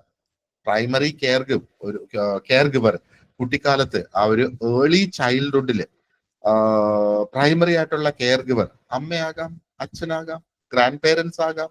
ഇനി അമ്മയ്ക്കും അച്ഛനും ഗ്രാൻഡ് പേരൻസിനും സഹോദരങ്ങൾക്കും ആർക്കും സമയമില്ലെങ്കിൽ നമ്മളൊരു നാനിയെ വെക്കുന്ന ഒരു സിറ്റുവേഷൻ ഒന്ന് ആലോചിച്ച് നോക്കിയേ. ഓക്കെ, അങ്ങനെ അവിടെ പോകും എന്നും പറഞ്ഞ് നമ്മൾ നാനിയിലേക്ക് ഫോക്കസ് ചെയ്യണ്ട. ഇത് അമ്മയായാലും അച്ഛനായിരുന്നാലും ഗ്രാൻഡ് പേരൻസ് ആയിരുന്നാലും ആര് നോക്കിയാലും സംഭവിക്കുന്നതാണ് ഈ ഒരു ചൈൽഡ്ഹുഡ് എക്സ്പീരിയൻസ് എന്ന് പറയുന്നത്. അപ്പോ ഈ കുട്ടിക്കാലത്ത് ഈ ഒരു ഏർലി ചൈൽഡ്ഹുഡിലെ എക്സ്പീരിയൻസ്, ആ പ്രാഥമികമായിട്ട് അവരെ നോക്കുന്ന ആ ഒരു വ്യക്തി മെയിൻറ്റെയിൻ ചെയ്യുന്ന റിലേഷൻഷിപ്പ് ആ ഒരു വ്യക്തിയുടെ പേഴ്സണാലിറ്റിയെ ബാധിക്കും. പ്രത്യേകിച്ചും അവരുടെ ബിഹേവിയറൽ പാറ്റേൺസിനെ അത് ബാധിക്കും എന്നുള്ളതാണ്. ഇനി ഒരു ട്രോമ ഉണ്ടാക്കുന്ന തരത്തിലുള്ള ഒരു ഇവന്റ് ആണ്, അല്ലെങ്കിൽ അത്തരത്തിലുള്ള ഒരു ബന്ധമാണ് ഈ ഒരു കുട്ടിക്ക് ആ കെയർ ഗിവറുമായിട്ട് ഉണ്ടായിരുന്നെങ്കിലോ, അൺകോൺഷ്യസ് ആയിട്ടുള്ള കോൺഫ്ലിക്റ്റ് ഈ ഒരു ഏജിൽ അവിടെ ഉണ്ടാവുകയാണ്. അൺകോൺഷ്യസ് ആയിട്ടുള്ള കോൺഫ്ലിക്ട്സ് ഈ ഒരു ഏജിൽ അവിടെ ഉണ്ടാകുമ്പോഴത്തേക്ക് എന്താ സംഭവിക്കുന്നത്? ആ ഒരു വ്യക്തിയുടെ അബോധ മനസ്സിൽ അതവിടെ കയറി കിടക്കുക. മീൻസ് ഞാൻ എക്സ്പീരിയൻസ് ചെയ്ത ചില ബാഡ് എക്സ്പീരിയൻസസ് ആ ഒരു പ്രായത്തിലുള്ളത്, അല്ലെങ്കിൽ ആ ഒരു പ്രായത്തിൽ ഞാൻ തരണം ചെയ്ത് മുമ്പോട്ട് പോകേണ്ടതായിട്ടിരുന്ന ചില പ്രശ്നങ്ങള്, അല്ലെങ്കിൽ എനിക്ക് ആവശ്യമായ സ്നേഹവും വാത്സല്യവും ആ ഒരു ഏർലി ചൈൽഡ്ഹുഡിൽ ലഭിച്ചില്ല. So that's A problem. Okay, ഇനി മറ്റൊരെണ്ണം വരുന്നത് റിപ്രഷൻ. നമ്മൾ മനസ്സിലാക്കിയിരിക്കുക. സോ റിപ്രഷൻ എന്താണ്? It is A defence mechanism. നമ്മുടെ ശരീരം അല്ലെങ്കിൽ നമ്മുടെ മനസ്സ് സ്വയമേ എടുക്കുന്ന ഒരു ഡിഫൻസ് മെക്കാനിസം ആണ് ഈ റിപ്രഷൻ എന്ന് പറയുന്നത്. നമുക്ക് ട്രോമ ഉണ്ടാക്കുന്ന തരത്തിലുള്ള എന്തെങ്കിലും മെമ്മറീസ് ഉണ്ടെങ്കിൽ അതിനെ നമ്മുടെ കോൺഷ്യസ് ബോധ മനസ്സിൽ നിന്ന് പുറന്തള്ളിക്കളയുന്നു എന്നുള്ളതാണ് റിപ്രഷൻ. അത് നമ്മുടെ മനസ്സെടുക്കുന്ന ഒരു ഡിഫെൻസീവ് മെക്കാനിസമാണ്. ഇല്ലെങ്കിൽ നമ്മൾ ആ ഒരു ബോധ മനസ്സിൽ എപ്പോഴും ആ ഒരു ട്രോമ നമ്മൾ മനസ്സിൽ കൊണ്ടു നടന്ന എന്താ സംഭവിക്കുക? അൾട്ടിമേറ്റ്ലി നമ്മൾ എന്തെങ്കിലുമൊക്കെ ചെയ്തു പോകും അല്ലേ? അപ്പൊ ഇതാണ് നമ്മൾ പറഞ്ഞു കേട്ടിട്ടില്ലേ, സമയം ചെല്ലും തോറും നമ്മൾ ദുഃഖങ്ങള് അല്ലെങ്കിൽ അതേപോലെ ദുഃഖം ഉണ്ടാക്കിയ സംഭവങ്ങള് നമ്മൾ അതിനെ മറക്കാൻ തുടങ്ങും എന്ന് നമ്മൾ പറഞ്ഞു കേട്ടിട്ടില്ലേ? അതാണ് ഈ റിപ്രഷൻ എന്ന് പറയുന്നത്. അപ്പൊ ഈ റിപ്രസ്ഡ് മെമ്മറീസ് അത് അങ്ങ് കംപ്ലീറ്റ് ആയിട്ട് തേഞ്ഞു മാഞ്ഞു പോകത്തില്ല, അതവിടെ കിടക്കും. അതവിടെ കിടന്ന് നമ്മുടെ നിലവിലെ ബിഹേവിയറെ അത് സബ് കോൺഷ്യസ് ആയിട്ട് അത് എഫക്ട് ചെയ്തുകൊണ്ടേയിരിക്കും എന്നുള്ളതാണ്. കോൺഷ്യസ് ആയിട്ട് മനഃപൂർവ്വം നമ്മുടെ മനസ്സിൽ അത് വരുന്നില്ല, പക്ഷേ സബ് കോൺഷ്യസ് ആയിട്ട് അത് നമ്മളെ എഫക്ട് ചെയ്തുകൊണ്ടേയിരിക്കും. That is called repression. Okay, and മറ്റൊരു കോൺസെപ്റ്റ് നമ്മൾ ഇതിൽ മനസ്സിലാക്കേണ്ടത് ഇസ് ദി ഇന്റേണൽ കോൺഫ്ലിക്റ്റ് എന്നുള്ളത്. ഇപ്പൊ ഇന്റേണൽ കോൺഫ്ലിക്റ്റ് ശരിക്കും ഫ്രോയിഡിന്റെ തിയറിയിൽ പറയുന്നത് ഈ ഇന്റേണൽ കോൺഫ്ലിക്ട്സ് അത് ഉണ്ടാകുന്നത് ഇസ് ബേസ്ഡ് ഓൺ നമ്മുടെ ആ ഒരു സൈക്കിന്റെ അല്ലെങ്കിൽ നമ്മുടെ ആ ഒരു മൈൻഡിന്റെ ഡിഫറെന്റ് പാർട്സിനെ ബേസ് ചെയ്തുകൊണ്ടാണ്. അപ്പൊ അദ്ദേഹം ശരിക്കും ID എന്ന് പറയുന്നുണ്ട്, ഈഗോ എന്ന് പറയുന്നുണ്ട്, അദ്ദേഹം സൂപ്പർ ഈഗോ എന്നിവിടെ പറയുന്നുണ്ട്. ഓക്കെ, അപ്പൊ എന്താണ്? അൺറിസോൾവ്ഡ് ആയിട്ടുള്ള conflicts can lead to anxiety and other psychological issues. അപ്പൊ എങ്ങനെ ഇത് സംഭവിക്കുന്നത്? ID എന്ന് പറയുമ്പോഴത്തേക്ക് എന്താ? ഒരു വ്യക്തിക്ക് അതായത് വിശക്കുമ്പോ, ഞാനൊരു എക്സാമ്പിളിലൂടെ പറയാം. വിശക്കുമ്പോ ഭക്ഷണം വേണം അല്ലെ? അത് നമുക്കറിയാം. പക്ഷേ നമ്മൾ വിശപ്പ് സഹിക്കും. വിശപ്പ് സഹിച്ച് നമ്മൾ അതിന്റെ ആ ഒരു കറക്റ്റ് സാഹചര്യം എത്താനായിട്ട് നമ്മൾ വെയിറ്റ് ചെയ്യും. ചിലപ്പോ ഇപ്പൊ ഓഫീസിൽ ഒരു മീറ്റിംഗ് നടക്കുന്നു, ആ ഒരു മീറ്റിംഗ് 1 മണിയായി, 2 മണിയായി, 2:30 മീറ്റിംഗ് തീർന്നില്ല. നമുക്ക് ഭക്ഷണം കഴിക്കാനായിട്ട് ഇതുവരെ കഴിഞ്ഞിട്ടില്ല. നമ്മൾ ഭക്ഷണം വീട്ടിൽ നിന്ന് കൊണ്ടുവന്നിട്ടുണ്ട്, പക്ഷെ വിശക്കുന്നുണ്ട്. ആ ഒരു വിശപ്പിനെ അടക്കി നമ്മൾ വെച്ചിരിക്കുകയാണ്. വിശപ്പിനെ അടക്കി നമ്മൾ വെക്കുന്നത് എന്തുകൊണ്ടാണ്? നമ്മുടെ ഈഗോ അവിടെ പ്രവർത്തിക്കുന്നത് കൊണ്ടാണ്.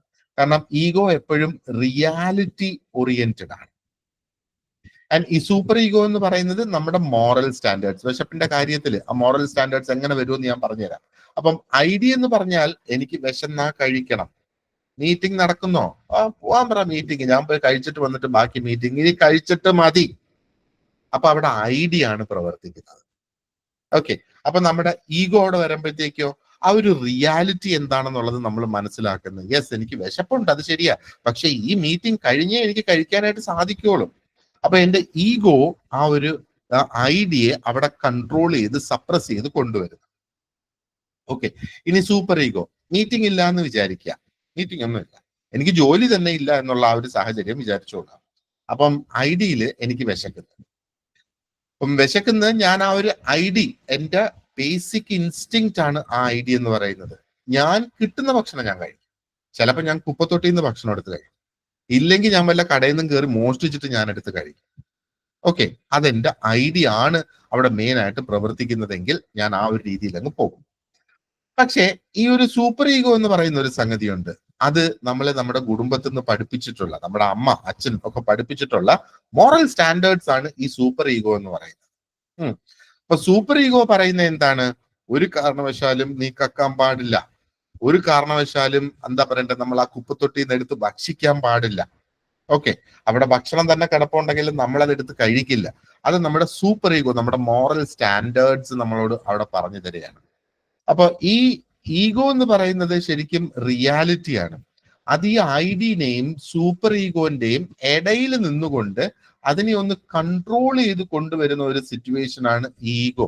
അപ്പൊ എന്റെ ഈ ഈഗോ പ്രവർത്തിക്കുമ്പോഴത്തേക്ക് ഒരു പക്ഷേ കുപ്പത്തൊട്ടിയിൽ ഇത് ഞാൻ എടുത്ത് കഴിക്കുന്നില്ല, പകരം ഞാൻ ആരെങ്കിലും എടുത്ത് ചോദിക്കാൻ പോവുക, എനിക്ക് എന്തെങ്കിലും ഭക്ഷണം തരുമോ എന്ന് ഞാൻ ചോദിക്കാൻ പോകും. വീണ്ടും ഐഡി എന്നെ ചോദിക്കാൻ അനുവദിക്കത്തില്ല, അത് എടുത്ത് കഴിക്കാനാണ് എന്നോട് പറയുന്നത്. സൂപ്പർ ഈഗോ എന്ന് പറയുമ്പം എന്റെ മോറൽ സ്റ്റാൻഡേർഡ്സ് ആണ്. ചോദിച്ചാൽ നാണക്കേടല്ലേ, കുപ്പത്തൊട്ടിന്ന് എടുത്ത് കഴിച്ചാലും നാണക്കേടല്ലേ, അല്ലെ അത് മോശമല്ലേ? ഓക്കെ, അതിന്റെ രണ്ടിന്റെയും ഇടയിൽ എന്നെ ഒന്ന് കൺട്രോൾ ചെയ്ത് നിർത്തുന്നതാണ് ഈ ഒരു ഈഗോ. അപ്പൊ ഈഗോ പറയുന്നത് എന്താണ്? ഓക്കെ, നീ കുപ്പത്തൊട്ടിന്ന് എടുത്താലും മോശമാണ്, മോഷ്ടിച്ചാലും മോശമാണ്, പക്ഷെ പോയി ചോദിക്കേ, എന്നിട്ട് പൈസ ഇല്ലെന്ന് പറ. അതാണ് റിയാലിറ്റി. ആ റിയാലിറ്റി പ്രിൻസിപ്പിളിൽ ബേസ് ചെയ്യുന്നത്.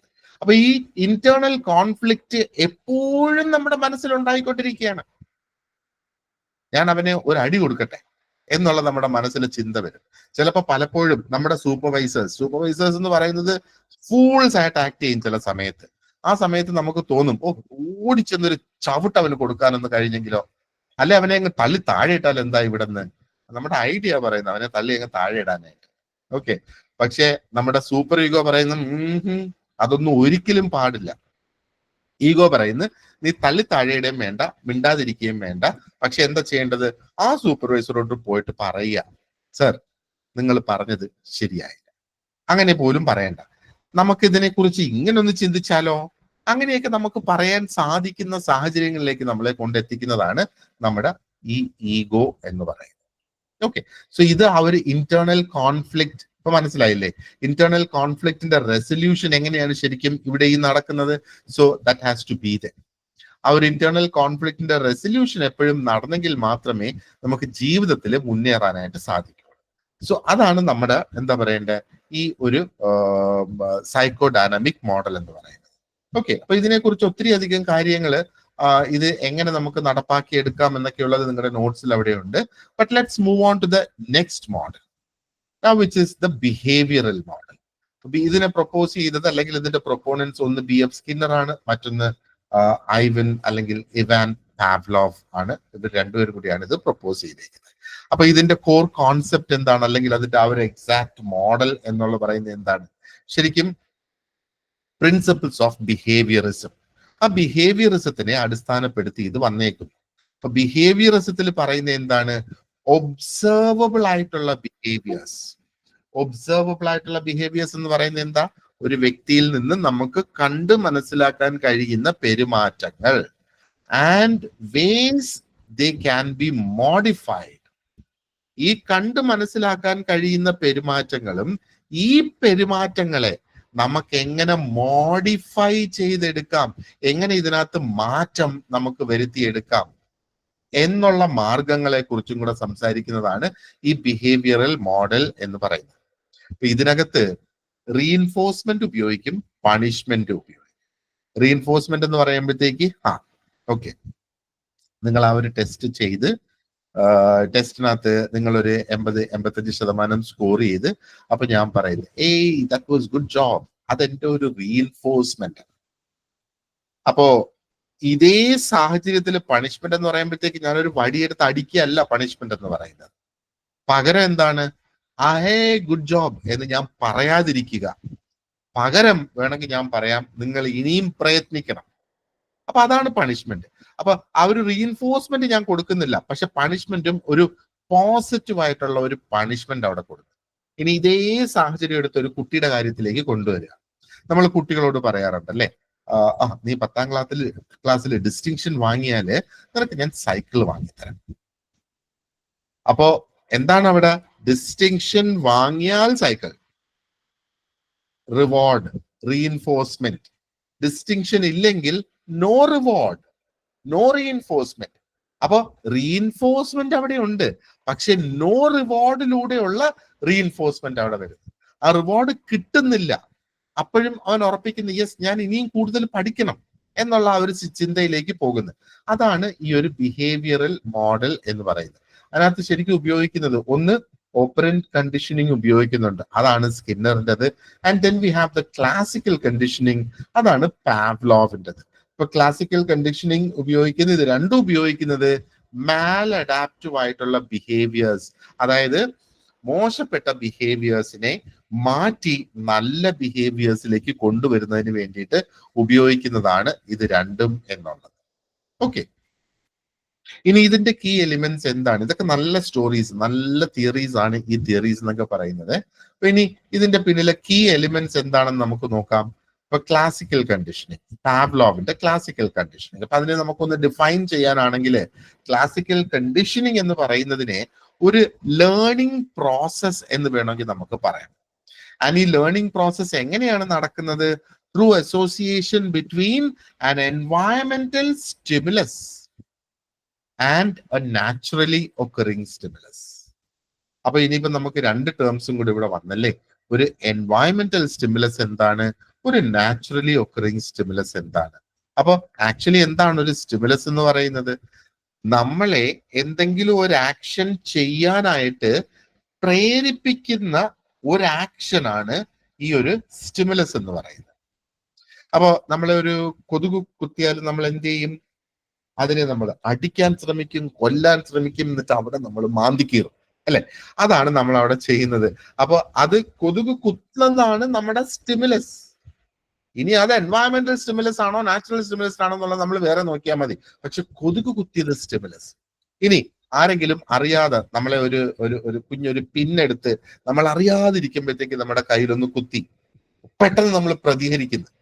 ആ കുത്ത് കിട്ടിയതാണ് സ്റ്റിമുലസ് എന്ന് പറയുന്നത്. സോ അതൊരു സ്റ്റിമുലസ് എന്നുള്ളത് ക്ലാസിക്കൽ കണ്ടീഷനിങ്ങിന്റെ കാര്യമാണ് നമ്മളിവിടെ നോക്കുന്നത്. അപ്പൊ learning process where an environmental stimulus becomes associated with a naturally occurring stimulus.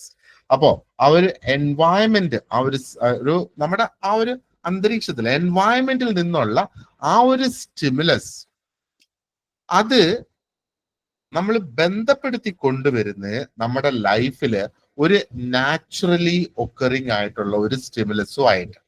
ഇപ്പൊ പാവ്ലോവ് ഇവിടെ ഉപയോഗിച്ചത് ശരിക്കും ആ നായ്ക്കളെ ഉപയോഗിച്ചുള്ള എക്സ്പെരിമെന്റ് ആണ് ശരിക്കും അദ്ദേഹം നടത്തിയത്. അപ്പൊ അദ്ദേഹം ശരിക്കും അത് ചെയ്ത് എന്താണ്, അദ്ദേഹം ഒരു ന്യൂട്രൽ സ്റ്റിമുലസ് എന്ന് അദ്ദേഹം പറയുന്നത്. ഈ ന്യൂട്രൽ സ്റ്റിമുലസിന് എന്താ പറയേണ്ടത്, പലപ്പോഴും ആ ന്യൂട്രൽ സ്റ്റിമുലസ് വീണ്ടും വീണ്ടും നമ്മൾ നടത്തിക്കൊണ്ട് വരികയാണെങ്കിൽ അത് മറ്റേതെങ്കിലും ഒരു സ്റ്റിമുലസിനെ അൺകണ്ടീഷൻഡ് ആയിട്ടുള്ള ഒരു സ്റ്റിമുലസുമായിട്ട് അസോസിയേറ്റ് ചെയ്ത് കൊണ്ടുവന്നാൽ അതൊരു കണ്ടീഷൻഡ് ആയിട്ടുള്ള ഒരു സ്റ്റിമുലസ് ആയിട്ട് മാറും എന്നുള്ളതാണ്. അപ്പൊ അദ്ദേഹത്തിന്റെ തിയറിയിൽ, അദ്ദേഹത്തിന്റെ ആ ഒരു എക്സ്പെരിമെന്റിൽ നമ്മൾ നോക്കുകയാണെന്നുണ്ടെങ്കിൽ അദ്ദേഹം ഒരു എന്താ പറയണ്ടേ, നായ്ക്ക് ഭക്ഷണം കൊടുക്കുന്നതിന് മുന്നേ ഒരു ബെല്ലടിക്കും. അപ്പൊ ഈ ബെല്ലടിച്ചിട്ട് നായ്ക്ക് ഭക്ഷണം കൊടുക്കും. അപ്പൊ ആദ്യത്തെ കുറച്ച് ദിവസം നായ ആ ബെല്ല് പോലും കേൾക്കത്തില്ല, പക്ഷേ ഭക്ഷണം വരുന്നു. ആ ദിവസം ചെല്ലും തോറും നായ് മനസ്സിലാക്കും, ആ ഒരു ബെല്ല് കേട്ടിട്ടല്ലേ എനിക്ക് ഭക്ഷണം വന്നത്. അപ്പൊ നായ്ക്ക് ഭക്ഷണം കിട്ടുക എന്ന് പറഞ്ഞാല് അത് സലൈവ വരാനായിട്ട് തുടങ്ങും, തുപ്പല് വരാനായിട്ട് തുടങ്ങുന്നു എന്നുള്ളതാണ്. ഓക്കെ, അപ്പോ ബെല്ലടിച്ച് ഭക്ഷണം കൊടുക്കുന്നത്, ബെല്ലടിച്ച് ഭക്ഷണം കൊടുക്കുന്നത്. അപ്പൊ ഈ ബെല്ലില്ലാതെയാണ് ആദ്യം നായ്ക്ക് ഭക്ഷണം കൊടുത്തോണ്ടിരുന്നത്. അപ്പൊ ബെല്ലടിച്ച് ഭക്ഷണം കൊടുത്ത് കുറച്ച് ദിവസം കഴിഞ്ഞപ്പോഴത്തേക്ക് നായ്ക്ക് ആ ബെല്ല് കേൾക്കുമ്പോ അതിനറിയാം എന്റെ ഭക്ഷണം വരാൻ പോവുകയാണ്. അപ്പൊ അദ്ദേഹം ഒരു സുപ്രഭാതത്തില് ഭക്ഷണം അങ്ങ് നിർത്തി, ബെല്ല് മാത്രം അടിച്ച്. നായ അന്നേരം സലൈവേറ്റ് ചെയ്യാനായിട്ട് തുടങ്ങി. അതാണ് ശരിക്കും അദ്ദേഹത്തിന്റെ ആ ഒരു എക്സാമ്പിളിൽ അദ്ദേഹം കൊണ്ടുവരുന്നത്. അതായത് ഒരു എൻവയറമെന്റൽ സ്റ്റിമുലസ് എന്നുള്ളത് അത് അസോസിയേഷനിലൂടെ എന്താ പറയേണ്ടത്, അത് ഒരു നാച്ചുറലി ഒക്കറിങ് സ്റ്റിമുലസ് ആയിട്ട് മാറാം.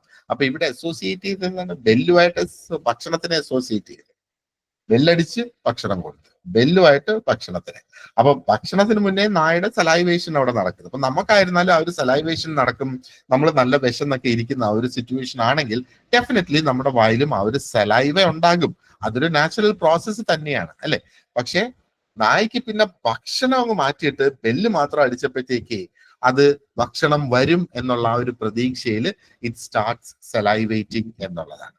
അപ്പൊ അദ്ദേഹം ഇവിടെ ഈ പറഞ്ഞു വരുന്ന എന്താണ്, ശരിക്കും അദ്ദേഹം ഇതിനകത്ത് ചെയ്തതെന്ന് പറഞ്ഞാല് പാബ്ലോ ശരിക്കും ഒബ്സർവ് ചെയ്തത് എന്താ, ഭക്ഷണം കാണുമ്പം അവർക്ക് സലൈവ വരുന്നു എന്ന് പറഞ്ഞാൽ ഭക്ഷണം കഴിക്കാനുള്ള അവരുടെ ശാരീരികമായ തയ്യാറെടുപ്പ്, അത് നാച്ചുറൽ ആണ്.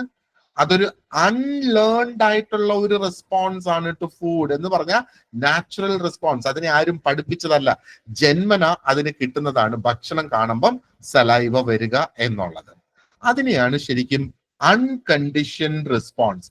അൺകണ്ടീഷൻഡ് എന്താണ്? കണ്ടീഷൻഡ് എന്ന് പറഞ്ഞാൽ പാകപ്പെടുത്തി എടുത്തത്, അൺകണ്ടീഷൻഡ് എന്ന് പറഞ്ഞാൽ പാകപ്പെടുത്തി എടുക്കാത്തത്. അതിനെയാണ് ഞാൻ പ്രത്യേകിച്ചൊന്നും ചെയ്തിട്ടില്ല, പക്ഷേ ഭക്ഷണം കാണുമ്പോൾ അതിന്റെ റെസ്പോൺസ് സലൈവ. ഇനിഷ്യൽ ഒബ്സർവേഷൻ ഇതാണ്. അപ്പൊ ഫുഡ് തന്നെ ഇവിടെ ഒരു അൺകണ്ടീഷൻഡ് ആയിട്ടുള്ള സ്റ്റിമുലസ് ആയിട്ട് മാറി. കാരണം എന്താ? നാച്ചുറലി അല്ലെങ്കിൽ ഓട്ടോമാറ്റിക്കലി ആ ഒരു സലൈവേഷൻ അവിടെ നടക്കുന്നത്. അങ്ങനെ അദ്ദേഹത്തിന്റെ ബുദ്ധിയിൽ തോന്നി, ആ ഒരു തിയറിയിലേക്ക് എത്തുന്ന അദ്ദേഹം ആ ഒരു ന്യൂട്രൽ സ്റ്റിമുലസിനെ ഇവിടെ കൊണ്ടുവന്നു. ന്യൂട്രൽ സ്റ്റിമുലസ് അല്ലെങ്കിൽ NS എന്ന് വേണമെങ്കിൽ നമുക്ക് പറയാം. അദ്ദേഹത്തിന്റെ തിയറിയുടെ സ്റ്റെപ്സ് ആണ് ഞാനിവിടെ ഈ പറയുന്നത്. അപ്പോ അദ്ദേഹത്തിന്റെ ഇനിഷ്യൽ ഒബ്സർവേഷൻ ആണ് ഫുഡ് എന്ന് പറയുന്നത് അൺകണ്ടീഷൻ സ്റ്റിമുലസ്. അതിനെ US എന്ന് ചിലപ്പം ക്വസ്റ്റ്യൻ പേപ്പറിൽ എഴുതി വന്നേക്കും. ഇനി നാച്ചുറലി കോസസ് സലൈവേഷൻ. നായ് ഭക്ഷണം കാണുമ്പോൾ നാച്ചുറൽ ആയിട്ട് അതിന് സലൈവേഷൻ ഉണ്ടാകും. അതാണ് unconditioned response. Unconditioned stimulus, unconditioned.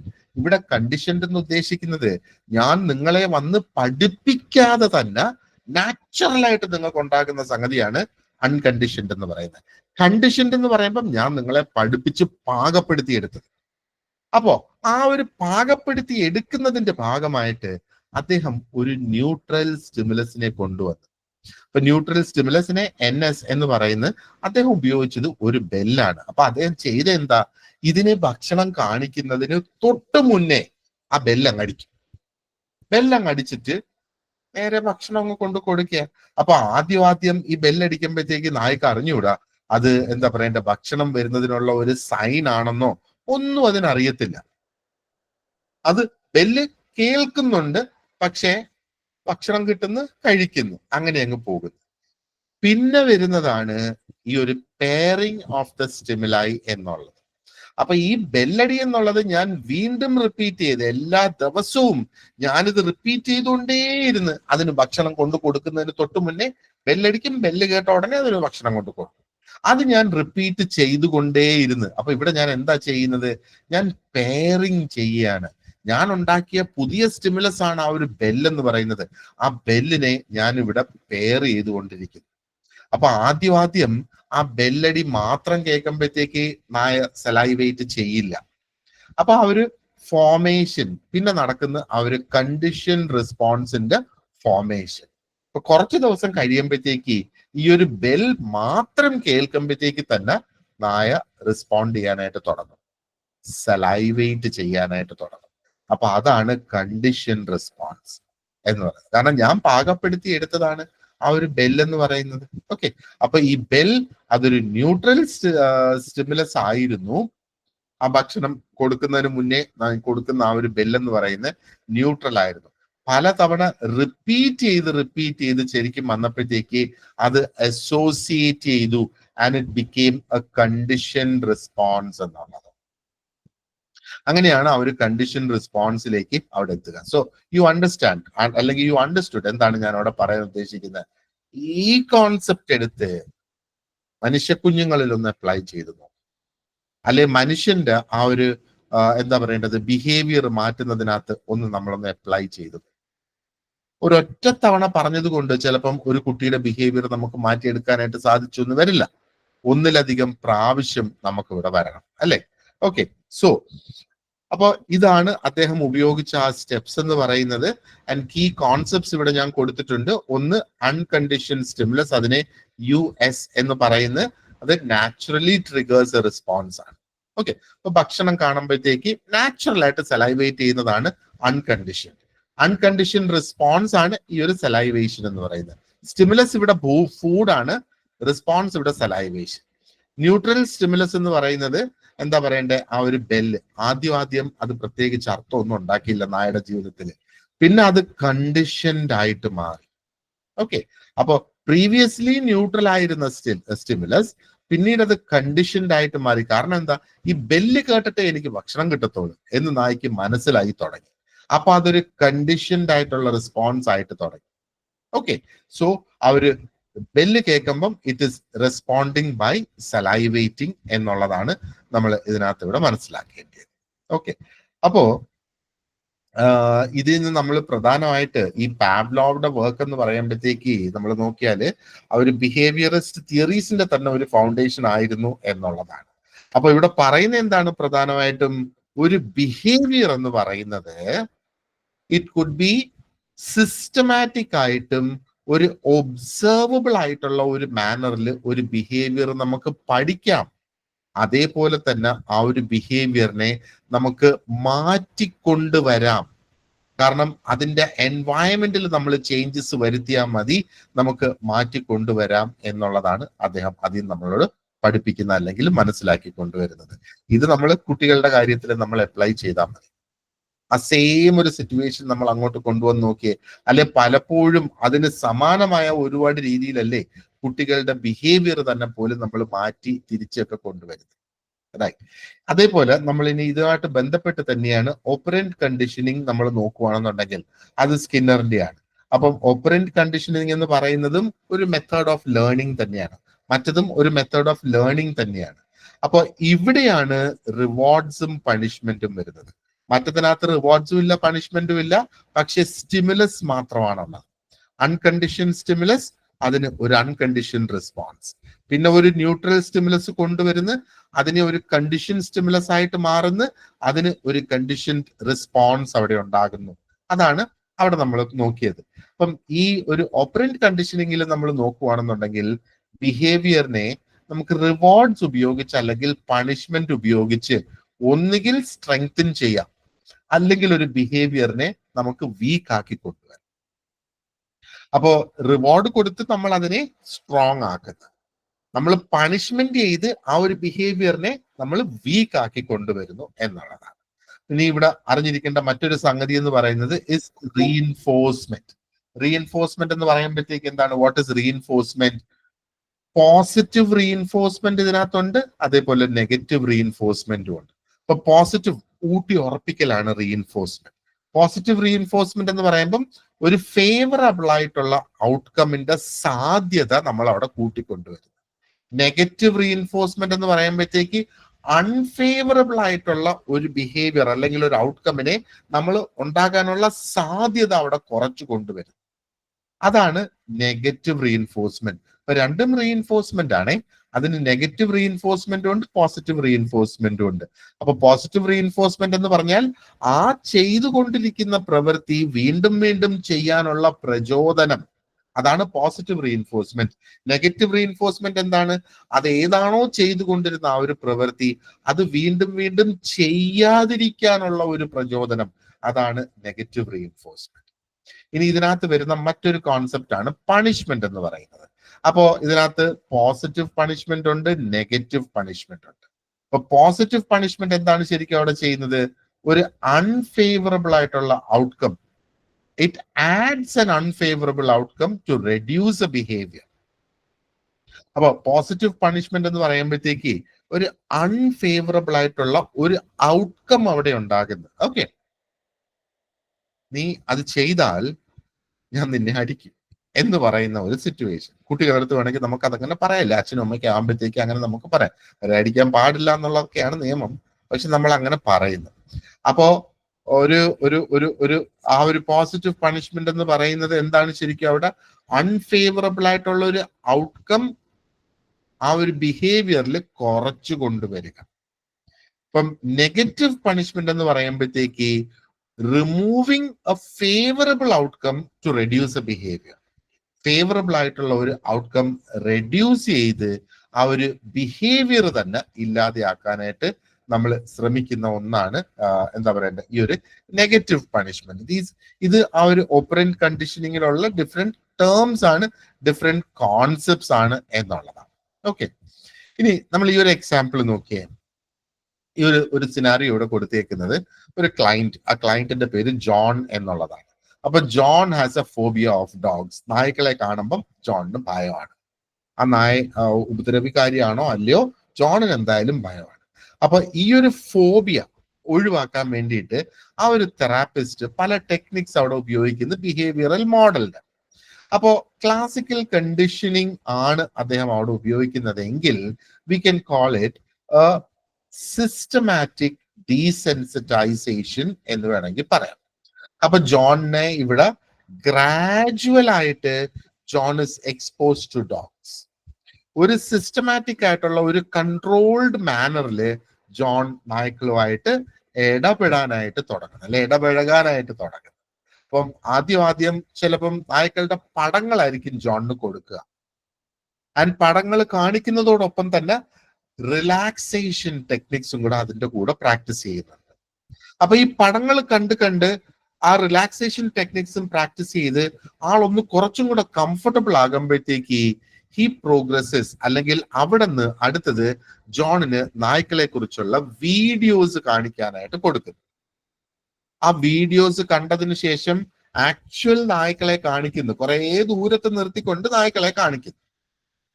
And finally ഒരു നായുമായിട്ടുള്ള ഒരു സെയിം റൂമില് ജോൺ ഇരിക്കുന്ന ഒരു സിറ്റുവേഷനിലേക്ക് വരുന്നു. അപ്പൊ ഇതെന്താ പറയുന്നത്, ഈ ഒരു പ്രോസസ്സിലൂടെ ആ ജോണിന്റെ ഓരോ സ്റ്റെപ്പിലും ആ ഒരു ആങ്സൈറ്റി, ഭയം നായനെ കുറിച്ചുള്ളത് കുറച്ച് കൊണ്ടുവരുന്നത്. കാരണം he is learning more about dogs and ആ ഒരു റിലാക്സേഷനിലേക്ക് വരുന്നത്, ആ ഒരു ഫിയർ അവിടെ മാറുന്നത്. അതാണ് ക്ലാസിക്കൽ കണ്ടീഷനിങ്. നമ്മൾ ഒരു റിയൽ സിനാരിയോയില് സോഷ്യൽ കേസ് വർക്കിൽ ക്ലാസിക്കൽ കണ്ടീഷനിങ്ങിന്റെ ഒരു ആപ്ലിക്കേഷൻ. അതേപോലെ ഓപ്പറന്റ് കണ്ടീഷനിങ് ആണ്, അല്ലെങ്കിൽ പോസിറ്റീവ് റീഇൻഫോഴ്സ്മെന്റ് നമ്മൾ ഇവിടെ ഉപയോഗിക്കുന്ന ഒരു സിറ്റുവേഷൻ നോക്ക്. ഓരോ സമയത്തും ജോണിന്റെ ആ ഒരു ഡോഗ്സുമായിട്ടുള്ള ഒരു ഇടപഴകൽ അല്ലെങ്കിൽ ആ ഒരു എൻഗേജ്മെന്റ് അത് സക്സസ്ഫുൾ ആണ്. ഒരു തരത്തിലുള്ള ആങ്സൈറ്റിയും ഇല്ലാതെ സക്സസ്ഫുൾ ആകുമ്പോഴത്തേക്ക് ഒരു പോസിറ്റീവ് ആയിട്ടുള്ള ഒരു റീഇൻഫോഴ്സ്മെന്റ് അവിടെ കൊടുക്കും. മേ ബി എല്ലാവരും കൂടെ ചേർന്നൊന്ന് കൈയടിക്കുന്നു, ഏയ് John good job, well done എന്നൊക്കെ അവിടെ പറയുന്നു. അപ്പൊ ഈ ഒരു റീഇൻഫോഴ്സ്മെന്റ് ജോണിന് കിട്ടുമ്പോഴത്തേക്ക് എന്താ പറയണ്ടേ, ജോണിന്റെ പോസിറ്റീവ് ആയിട്ടുള്ള ബിഹേവിയർ അവിടെ ഒന്നും കൂടെ സ്ട്രോങ് ആക്കി കൊണ്ടുവരുന്നത്. അപ്പൊ ജോണിന് വീണ്ടും കൂടുതൽ നായ്ക്കളുമായിട്ട് ഇടപെടാനുള്ള ഒരു പ്രചോദനമായിട്ട് വരുന്നു എന്നുള്ളതാണ്.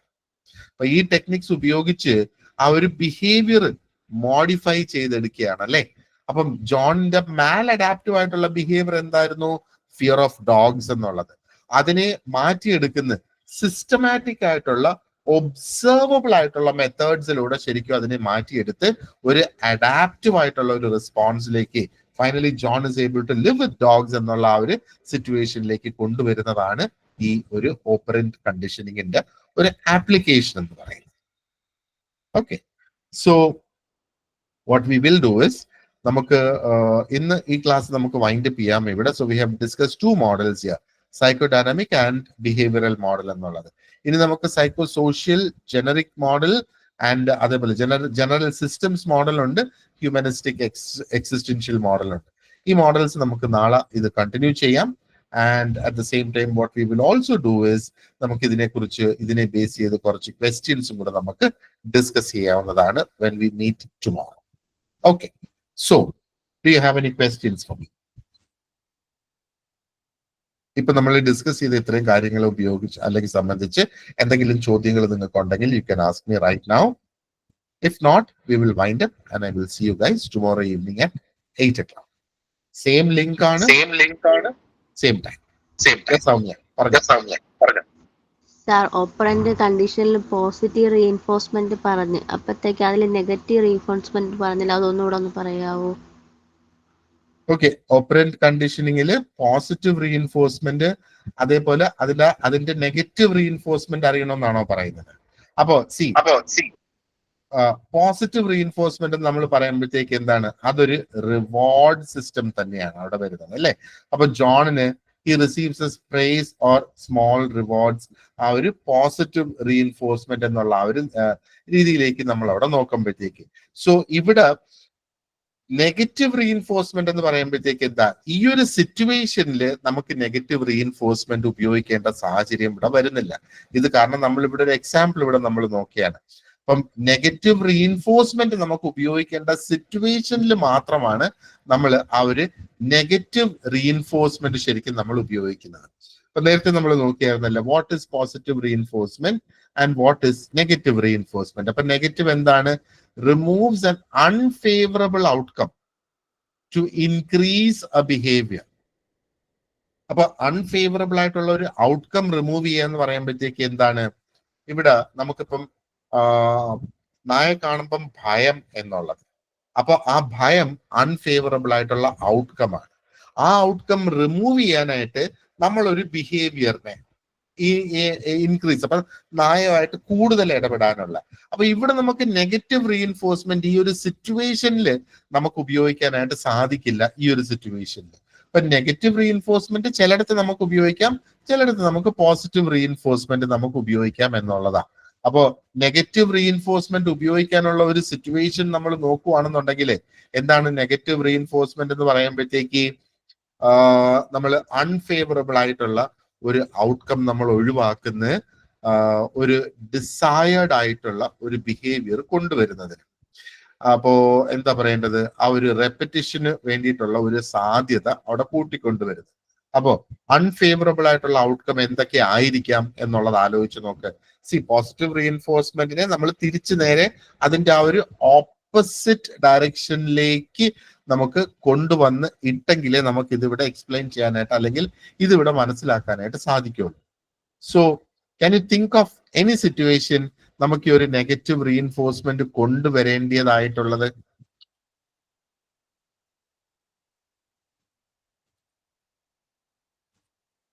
Let me see if I can get you an example. ആ ഒരു എന്താ പറയേണ്ടത് negative reinforcement. Excuse me, sir. Can I? Yeah, please go ahead. അത് എൻ്റെ ഒരു ഈ ഒരു ഇതിലുള്ള ഒരു നോളജ് വെച്ച് പറയുന്നതാണ്. പിന്നെ റീഎൻഫോഴ്സ്മെന്റ് എന്ന് പറയുന്നത് സിമ്പിൾ ആയിട്ട് നമുക്ക് മനസ്സിലാക്കണമെങ്കിൽ രണ്ടും പോസിറ്റീവ് ആണെങ്കിലും നെഗറ്റീവ് ആണെങ്കിലും ഒരു ബിഹേവിയറിനെ സ്ട്രെങ്തൻ ചെയ്യാൻ ഉപയോഗിക്കുന്ന സംഭവമാണ് പോസിറ്റീവ് ആൻഡ് നെഗറ്റീവ് റീഎൻഫോഴ്സ്മെന്റ് എന്ന് പറയുന്നത്. അപ്പൊ അതിൽ പോസിറ്റീവ് റീഎൻഫോഴ്സ്മെന്റ് എന്ന് പറയുമ്പോൾ നമ്മൾ എന്തെങ്കിലും ഒന്ന് സാധനം ഒരു ഫേവറബിൾ ആയിട്ടുള്ള, ഇപ്പൊ ഒരു കുട്ടിയുടെ കാര്യം എടുക്കുകയാണെന്നുണ്ടെങ്കിൽ ഫേവറബിൾ ആയിട്ടുള്ള ഒരു കാര്യം ആഡ് ചെയ്തുകൊണ്ട് ആ കുട്ടിയുടെ ബിഹേവിയറിനെ ഇമ്പ്രൂവ് ചെയ്യാം. ഇപ്പൊ ഒരു കാര്യം ഇതാണെങ്കിൽ ഇപ്പം ഒരു കുട്ടി നല്ല മാർക്ക് വാങ്ങി, ആ കുട്ടിക്ക് എന്ത് ചെയ്യുന്നു, നമ്മളൊരു ചോക്ലേറ്റ് കൊടുക്കുന്നു. അതിലൂടെ നമ്മൾ അതായത് ഒരു റീഎൻഫോഴ്സ്മെന്റ് ആഡ് ചെയ്തുകൊണ്ട് നമ്മൾ ആ പെർട്ടിക്കുലർ ബിഹേവിയറിനെ ഇമ്പ്രൂവ് ചെയ്യിക്കുന്നതാണ് പോസിറ്റീവ് റീഎൻഫോഴ്സ്മെന്റ് എന്ന് പറയുന്നത്. നെഗറ്റീവ് റീഎൻഫോഴ്സ്മെന്റ് എന്ന് പറയുന്നത് നമ്മൾ സംതിങ് വി റിമൂവിങ്, പക്ഷെ അവിടെയും എന്താണ് ബിഹേവിയർ ഇൻക്രീസ് ചെയ്യാൻ തന്നെയാണ് ചെയ്യുന്നത്, അല്ലെങ്കിൽ സ്ട്രെങ്തൻ ചെയ്യാൻ തന്നെയാണ് ചെയ്യുന്നത്. ഒരു എക്സാമ്പിൾ പറയാന്നുണ്ടെങ്കിൽ ഇപ്പം ഒരു കുട്ടി പഠിക്കാൻ ഭയങ്കര മടിയാണെന്ന് വിചാരിക്കുക. അപ്പം പഠിക്കാനുള്ള ഈ മടിയെ മറികടക്കാൻ വേണ്ടിയിട്ട് എന്ത് ചെയ്യുന്നു, പിന്നെ അമ്മ പറയാണ് ഇവിടെ ഒരുപാട് ക്ലോത്ത്സ് ഉണ്ട് അല്ലെങ്കിൽ ഒരുപാട് പ്ലേറ്റുകൾ ഉണ്ട് വാഷ് ചെയ്യാൻ വേണ്ടിയിട്ട്, അതൊന്ന് വാഷ് ചെയ്യുന്നുള്ളു. അപ്പം ഈ ഒരു വാഷ് ചെയ്യാല് ക്ലോത്ത് ഇതാക്കാന്ന് പറയുന്നത് ഈ കുട്ടിക്ക് ഭയങ്കര ഡിസ്കംഫേർട്ട് ആയിട്ടുള്ള ഒരു സാധനമാണ്. അപ്പൊ അതിനെ എന്ത് ചെയ്യുന്നു, മറികടക്കാൻ വേണ്ടി ഈ കുട്ടി പഠിക്കാൻ വേണ്ടി പോകും. അപ്പൊ അവിടെ നമ്മൾ അൺഫേവറബിൾ ആയിട്ടുള്ള ഒരു സാധനം ഇട്ട് കൊടുത്തുകൊണ്ട് ഫേവറബിൾ ആയിട്ടുള്ള ഒരു സാധനത്തെ കൊണ്ടുവരാണ് ചെയ്യുന്നത്. Absolutely. അത് തന്നെയാണ് നമ്മൾ ഇവിടെ ഈ മനസ്സിലാക്കേണ്ടത്. നെഗറ്റീവ് റീഇൻഫോഴ്സ്മെന്റ് എന്ന് പറയുന്നത് എഗെയിൻ നമ്മളൊന്ന് മനസ്സിലാക്കേണ്ടതെന്ന് പറഞ്ഞാല് എന്താ, ആ ഒരു അൺഫേവറബിൾ അല്ലെങ്കിൽ അൺപ്ലസന്റ് ആയിട്ടുള്ള ഒരു സംഗതി നമ്മൾ അവിടെ നിന്ന് ഒഴിവാക്കാനായിട്ട് ശ്രമിക്കുന്നു എന്നുള്ളത് മാത്രമാണ് ശരിക്കും അവിടെ നമ്മൾ നോക്കുന്നത്. അപ്പൊ നെഗറ്റീവ് റീഇൻഫോഴ്സ്മെന്റ് എന്ന് പറയുന്നതിനെ ഒരു നെഗറ്റീവ് അർത്ഥത്തിൽ നമ്മൾ അവിടെ കാണരുത് എന്നുള്ളതാണ് മറ്റൊരു സംഗതി ഇവിടെ. എന്ന് പറഞ്ഞാല് ഈ നെഗറ്റീവ് റീഇൻഫോഴ്സ്മെന്റ് കൊണ്ട് ഇവിടെ ഉദ്ദേശിക്കുന്ന എന്താ, ആ പാത്രം കഴുകണം എന്നുള്ളത് ഒരു നെഗറ്റീവ് റീഇൻഫോഴ്സ്മെന്റ് അല്ലെങ്കിൽ ഒരു ചെറിയ തരത്തിലുള്ള ഒരു പണിഷ്മെന്റ്. പക്ഷെ എന്താണ്, ആ കുട്ടിക്ക് പാത്രം കഴുകാനായിട്ട് താല്പര്യമില്ല സത്യത്തില് എന്നുള്ളത്. അപ്പൊ ആ കുട്ടി വീണ്ടും വീണ്ടും ആ ഒരു ബിഹേവിയർ കാണിക്കുമ്പോഴത്തേക്ക് വീണ്ടും വീണ്ടും കൂടുതൽ പാത്രങ്ങൾ കഴുകാനായിട്ട് അവിടെ കൊടുക്കുന്ന ഒരു സിറ്റുവേഷൻ. അപ്പൊ നെഗറ്റീവ് റീഇൻഫോഴ്സ്മെന്റ് എങ്ങനെയാണ്, ആ ഒരു ടേം നെഗറ്റീവ് എന്നുള്ളത് മോശം എന്നല്ലെങ്കിൽ അത് പണിഷ് ചെയ്യേണ്ട ഒന്നാണ് അല്ലെങ്കിൽ പണിഷബിൾ ആണ് എന്നുള്ള ഒരു അർത്ഥത്തിൽ നമ്മൾ അതിനെ കാണരുത്. ഇൻസ്റ്റെഡ് മോശമായിട്ടുള്ള ഒരു സിറ്റുവേഷനെ നമ്മൾ ഒഴിവാക്കുന്നതിന് വേണ്ടിയിട്ട് നമ്മൾ ഉപയോഗിക്കുന്ന ഒരു വാക്കാണ് ഈ ഒരു നെഗറ്റീവ് എന്ന് പറയുന്നത്. ഇതിന്റെ ആ ഒരു പ്രധാന ഫോക്കസ് എന്ന് പറയുന്നത് ഒന്നുകിൽ എലിമിനേറ്റ് ചെയ്യുക, ആ ഒരു ഡിസ്കംഫർട്ടിങ് ആയിട്ടുള്ള ഒരു എക്സ്പീരിയൻസിനെ നമ്മൾ എലിമിനേറ്റ് ചെയ്തുകൊണ്ട് ഒരു ഡിസയേർഡ് ആയിട്ടുള്ള ഒരു ബിഹേവിയർ നമുക്ക് അവിടെ കൊണ്ടുവരിക. അപ്പൊ നേരത്തെ ആ മാം പറഞ്ഞതുപോലെ അത് 100% കറക്റ്റ് ആണ്. ഞാൻ ഒരു 1-2 എക്സാമ്പിൾസും കൂടെ ഞാൻ ഇതിന്റെ ഒന്ന് പറയാം. ഈ ഒരു നെഗറ്റീവ് ആയിട്ടുള്ള റീഎൻഫോഴ്സ്മെന്റ്. ഓക്കെ, നമുക്ക് കാറിൽ നമുക്ക് സീറ്റ് ബെൽറ്റ് തന്നിട്ടുണ്ട്. ഈ സീറ്റ് ബെൽറ്റ് നമുക്ക് ഇടാം, നമുക്ക് ഇടാതെ ഇരിക്കാം. പക്ഷെ ഇട്ടില്ലെങ്കിൽ ക്യാമറ അടിച്ചു കഴിഞ്ഞാൽ നമുക്ക് എന്താ പറയേണ്ടത്, പണിഷ്മെന്റ് ഉണ്ട്. സർക്കാർ വക നമുക്ക് നല്ല വലിയൊരു ഫൈൻ ഉണ്ട്. ഇനി മാത്രമല്ല, എന്തെങ്കിലും നമുക്കൊന്ന് സംഭവിച്ചാലും അത് വലിയ പ്രശ്നത്തിലേക്ക് നമുക്ക് പോകും. പക്ഷേ ഈ സീറ്റ് ബെൽറ്റ് ഇട്ടില്ല എങ്കിൽ ഇപ്പൊ മിക്കവാറും ഇറങ്ങുന്ന എല്ലാ കാറുകൾക്കും അത് ഒരു സൗണ്ട് അങ്ങ് തുടങ്ങും. ബീപ് ബീപ് ബീപ് ബീപ് എന്നൊക്കെ പറഞ്ഞ് ഒരു സൗണ്ട് അങ്ങ് സ്റ്റാർട്ട് ചെയ്യുന്നത്. ഈ സൗണ്ട് അങ്ങ് സ്റ്റാർട്ട് ചെയ്ത് ആ ഒരു സീറ്റ് ബെൽറ്റ് ഇട്ടല്ലാതെ ഈ സൗണ്ട് മാറത്തില്ല. എന്നാൽ ചില ബിരുദന്മാരുണ്ട്, അവര് സീറ്റ് ബെൽറ്റ് ധരിക്കത്തില്ല. പക്ഷെ സീറ്റ് ബെൽറ്റിന്റെ ആ ഒരു ക്ലിപ്പ് ഉണ്ടല്ലോ, ഇതിനകത്ത് കൊണ്ടുവന്ന് നമ്മൾ ഇടുന്ന ക്ലിപ്പ്, ആ ക്ലിപ്പ് മാത്രം മേടിക്കാനായിട്ട് കിട്ടും. ആ ക്ലിപ്പ് അതിനകത്തോട്ട് ഇട്ട് വയ്ക്കുമ്പോൾ ആ സൗണ്ട് അങ്ങ് നിൽക്കും. അത് അവര് ചെയ്തോട്ടെ, അങ്ങനെ ചെയ്തോട്ടെ. പക്ഷെ ഈ ഒരു സീറ്റ് ബെൽറ്റ് ഇടാതെ വരുമ്പോഴത്തേക്ക് ഈ ഒരു അലാം എന്ന് പറയുന്നത് നമുക്ക് ചെവിക്ക് ഡിസ്കംഫർട്ട് ഉണ്ടാക്കുന്ന ഒരു സൗണ്ട് ആണ് എന്നല്ലേ. അപ്പോ എന്താ പറയേണ്ടത്, ആ ഒരു ബിഹേവിയർ, ആ ഒരു സീറ്റ് ബെൽറ്റ് ഇടണം എന്നുള്ള ഒരു ബിഹേവിയർ നമ്മളെ പ്രോത്സാഹിപ്പിക്കുന്നത് ഈ അൺകംഫർട്ടബിൾ ആയിട്ട് നമ്മുടെ ചെവിയിൽ വന്നുകൊണ്ടിരിക്കുന്ന ഈ ഒരു സൗണ്ട് ആണ്. അപ്പൊ എന്താ, ആ ഒരു സൗണ്ടിനെ ഒഴിവാക്കാൻ വേണ്ടിയിട്ട് നമ്മൾ സീറ്റ് ബെൽറ്റ് ഇടുന്നു എന്നുള്ളത്. അപ്പൊ ഈ ഒരു സിറ്റുവേഷനിൽ നമ്മൾ നോക്കുവാണെന്നുണ്ടെങ്കിൽ ആ ഒരു ഇറിറ്റേറ്റിംഗ് ആയിട്ടുള്ള ആ ഒരു അലാമിന്റെ സൗണ്ട് ശരിക്കും നിൽക്കും ആസ് സൂൺ ആസ് നമുക്ക് ഡിസൈർഡ് ആയിട്ടുള്ള ആ ഒരു ബിഹേവിയർ, അതായത് സീറ്റ് ബെൽറ്റ് ഇടുക എന്നുള്ള ആ ഒരു ബിഹേവിയർ നമ്മൾ കാണിക്കുമ്പം അത് അവിടെ അങ്ങ് നിൽക്കുന്നു. നേരത്തെ ആ മാം തന്നെ പറഞ്ഞതുപോലെയുള്ള ആ ഒരു ഹോംവർക്ക് കംപ്ലീറ്റ് ചെയ്യുന്നതിന് വേണ്ടിയിട്ടുള്ള ഒരു സിറ്റുവേഷൻ നമ്മൾ ഇവിടെ നോക്കുക. അപ്പൊ ഇവിടെ ഒരു ടീച്ചറെയും സ്റ്റുഡന്റിനെയും നമ്മൾ ഇവിടെ എടുക്കുക. അപ്പോ എന്താ പറയേണ്ടത്, ആ ഒരു സ്റ്റുഡന്റ് ഹോംവർക്ക് കംപ്ലീറ്റ് ചെയ്യാതെ വരികയാണെങ്കിൽ ടീച്ചർ ക്ലാസിന്റെ പുറത്ത് നിർത്തുന്നു. അപ്പൊ ക്ലാസിന്റെ പുറത്ത് നിൽക്കുക എന്ന് പറയുന്നത് നെഗറ്റീവ് ആണ്. ആ ഒരു സംഗതി ഒഴിവാക്കാൻ വേണ്ടിയിട്ട് ഹോംവർക്ക് ചെയ്തിട്ട് വരുന്നു എന്നുള്ളത്. അപ്പൊ ഒന്നുകിൽ വഴക്ക് പറയുന്നത് അല്ലെങ്കിൽ ക്ലാസിന്റെ പുറത്ത് നിർത്തുന്നത്, അതാണ് അവിടുത്തെ അൺപ്ലസന്റ് ആയിട്ടുള്ള സ്റ്റിമുലസ്. അപ്പൊ എന്താണ്, ഞാൻ ഹോംവർക്ക് ചെയ്തില്ലെങ്കിൽ എന്നെ ക്ലാസിന്റെ പുറത്ത് നിർത്തും, ഞാൻ ഹോംവർക്ക് ചെയ്താലോ എന്നെ ക്ലാസിന്റെ അകത്ത് നിർത്തും. അപ്പൊ പുറത്ത് നിൽക്കുന്നത് അൺപ്ലസന്റ് ആയിട്ടുള്ള ഒരു സംഗതിയാണ് അല്ലെ. അതേപോലെ നമുക്ക് തലവേദന വരും, അങ്ങനെ ശരീരത്തിൽ വേദന വരുമ്പോഴത്തേക്ക് നമ്മൾ പെയിൻ റിലീഫിനുള്ള മെഡിസിൻ എടുക്കുന്നതായിട്ട് നമ്മളൊന്ന് ആലോചിച്ച് നോക്കിയേ. അപ്പോ ഒരു വ്യക്തി, ഈ ഒരു ഹെഡേക്ക് ഉള്ള ഒരു വ്യക്തി ശരിക്കും ആ ഒരു പെയിൻ റിലീഫ് മെഡിസിൻ നമ്മൾ എടുക്കുന്നത് ആ ഒരു പെയിൻ നമുക്ക് ഇല്ലാതാക്കാൻ വേണ്ടി. പാരസെറ്റമോൾ അല്ലേ നമ്മൾ കൂടുതലും എടുക്കുന്നത്. അപ്പോ പക്ഷേ ആ ഒരു മെഡിക്കേഷൻ ഉപയോഗിച്ചിട്ട് നമ്മുടെ ആ ഒരു തലവേദന അല്ലെങ്കിൽ ആ ഒരു പെയിൻ അങ്ങ് കുറഞ്ഞാല് എന്താ പറയേണ്ടത്, this person is more likely to take medication, വീണ്ടും മെഡിക്കേഷൻ എടുക്കാനുള്ള ഒരു സാധ്യത. നമുക്കൊരു അസുഖം വന്നാല് നമ്മൾ മെഡിസിൻ എടുക്കണമെന്നല്ലേ പറയുന്നത്, അല്ലാതെ അസുഖം വരുമ്പോഴത്തേക്ക് നമ്മൾ മെഡിസിൻ എടുക്കാതിരിക്കരുതെന്നല്ലല്ലോ. അപ്പൊ ഇവിടെ എന്താ പറയണ്ടേ, ആ ഒരു വ്യക്തിക്ക് പെയിൻഫുൾ ആണ് മെഡിസിൻ എടുക്കുക എന്നുള്ളത്, പക്ഷെ തലവേദന മാറി medicine എടുത്തപ്പോഴത്തേക്ക്.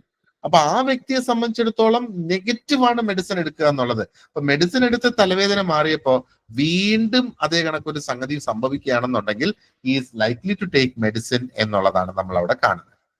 So again I know you are looking for the difference between positive and negative reinforcement. പക്ഷേ ഇവിടെ നമ്മൾ both positive and negative reinforcement എന്ന് പറയുന്നത്, അതിന്റെ ഉദ്ദേശം എന്ന് പറയുന്നത് എന്താണ്, ആ ഒരു frequency of occurring of a desired behaviour അതിനെ കൂട്ടിക്കൊണ്ടുവരിക. പക്ഷെ ഇത് രണ്ട് ഡിഫറെന്റ് മാർഗങ്ങൾ എന്നുള്ളതേ ഉള്ളൂ. പോസിറ്റീവ് റീഇൻഫോഴ്സ്മെന്റ് എന്ന് പറയുമ്പോഴത്തേക്ക് എന്താണ്, ഒരു ഫേവററ്റ് ആയിട്ടുള്ള സ്റ്റിമുലസ് നമ്മൾ അവിടെ ആഡ് ചെയ്യുന്നു, റിവാർഡ് കൊടുക്കുന്നു, നമ്മൾ സ്വീറ്റ്സ് കൊടുക്കുന്നു, തോളിൽ തട്ടിയിട്ട് പറയുന്നു ഗുഡ് എന്നുള്ളത്. നെഗറ്റീവ് റീഇൻഫോഴ്സ്മെന്റ് എന്ന് പറയുമ്പോഴത്തേക്ക് എന്താ പറയേണ്ടത്, നമ്മള് ആ ഒരു ഔട്ട്കം, അതായത് ആ ഒരു അൺഫേവറബിൾ ആയിട്ടുള്ള ഒരു സ്റ്റിമുലസ് മാറ്റുന്നതിന് വേണ്ടിയിട്ട് നമ്മൾ ഡിസ്കംഫർട്ട് ഉണ്ടാക്കുന്ന എന്തെങ്കിലും ഒരു സംഗതി നമ്മൾ അവിടെ ഇൻട്രൊഡ്യൂസ് ചെയ്യുന്നു. ആ ഒരു എന്താ പറയണ്ടേ, നമുക്ക് ഒഴിവാക്കേണ്ടിയ ബിഹേവിയർ കാണിച്ചാൽ ഞാൻ നിങ്ങളെ പിടിക്കും, നമ്മൾ സീറ്റ് ബെൽറ്റ് ഇട്ടില്ലെങ്കിൽ ഫൈൻ അടിക്കും നെഗറ്റീവ് റീഇൻഫോഴ്സ്മെന്റ് ആണ്. ഞാൻ സീറ്റ് ബെൽറ്റ് ഇട്ടില്ലെങ്കിൽ ആ ഒരു ബീപ്പ് സൗണ്ട് കേട്ടുകൊണ്ടേയിരിക്കും. നെഗറ്റീവ് റീഇൻഫോഴ്സ്മെന്റ് ആണ്. അപ്പൊ ഇവിടെ ഒരു പോസിറ്റീവ് റീഇൻഫോഴ്സ്മെന്റ് തരുന്നില്ല. ഞാൻ സീറ്റ് ബെൽറ്റ് ഇട്ടെന്നും പറഞ്ഞ് ഫൈനിന് പകരം എന്താ പറയേണ്ടത്, ആ പൈസ എനിക്ക് സർക്കാർ ഇങ്ങോട്ട് തരില്ല. ഇവിടെ നെഗറ്റീവ് റീഇൻഫോഴ്സ്മെന്റ്. അപ്പൊ ഈ സിറ്റുവേഷനിൽ രണ്ടും ഉപയോഗിക്കാൻ പറ്റത്തില്ല. ഒന്നുകിൽ പോസിറ്റീവ് ഉപയോഗിക്കാം, അല്ലെങ്കിൽ നെഗറ്റീവ് ഉപയോഗിക്കാം എന്നുള്ളതാണ്. അപ്പൊ സീറ്റ് ബെൽറ്റ് ഇട്ടില്ലെങ്കിൽ ഇറ്റ് ഇസ് ജസ്റ്റ് നിയമത്തിന്റെ കാര്യത്തിൽ എപ്പോഴും ആ നെഗറ്റീവ് റീഇൻഫോഴ്സ്മെന്റ് തന്നെയാണ് വരുന്നത് എന്ന് വേണമെങ്കിൽ നമുക്ക് കണക്കാക്കാം.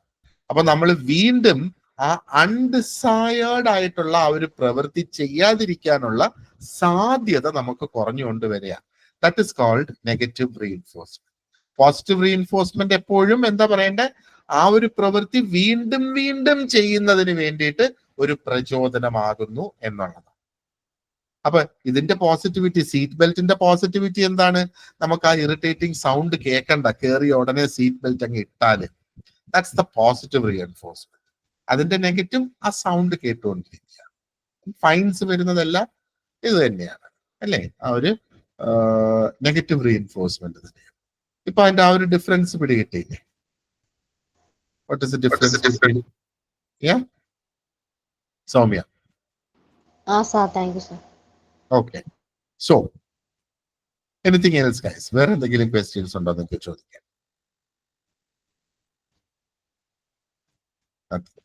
All right, then we will wind up the call for today. And now നമുക്ക് ഇതിന്റെ ബാക്കി നമുക്ക് നോക്കാം. Okay, so we have psychosocial model നമുക്ക് discuss ചെയ്യാനായിട്ടുണ്ട്. We will discuss that in tomorrow's class. അതേപോലെ മൂന്നെണ്ണം കൂടെ. അപ്പൊ psychosocial, general systems and humanistic existential model. അതിനെ ബേസ് ചെയ്ത് കുറച്ച് ക്വസ്റ്റ്യൻസും കൂടെ നമുക്ക് ഡിസ്കസ് ചെയ്യാം. സോ ഈ ഒരു ഏരിയ കംപ്ലീറ്റ് ആയിട്ട് നമുക്ക് അങ്ങ് കവർ ചെയ്യാൻ സാധിക്കും. Okay, so thank you very much for joining me today, and you guys have a great evening and have a good night.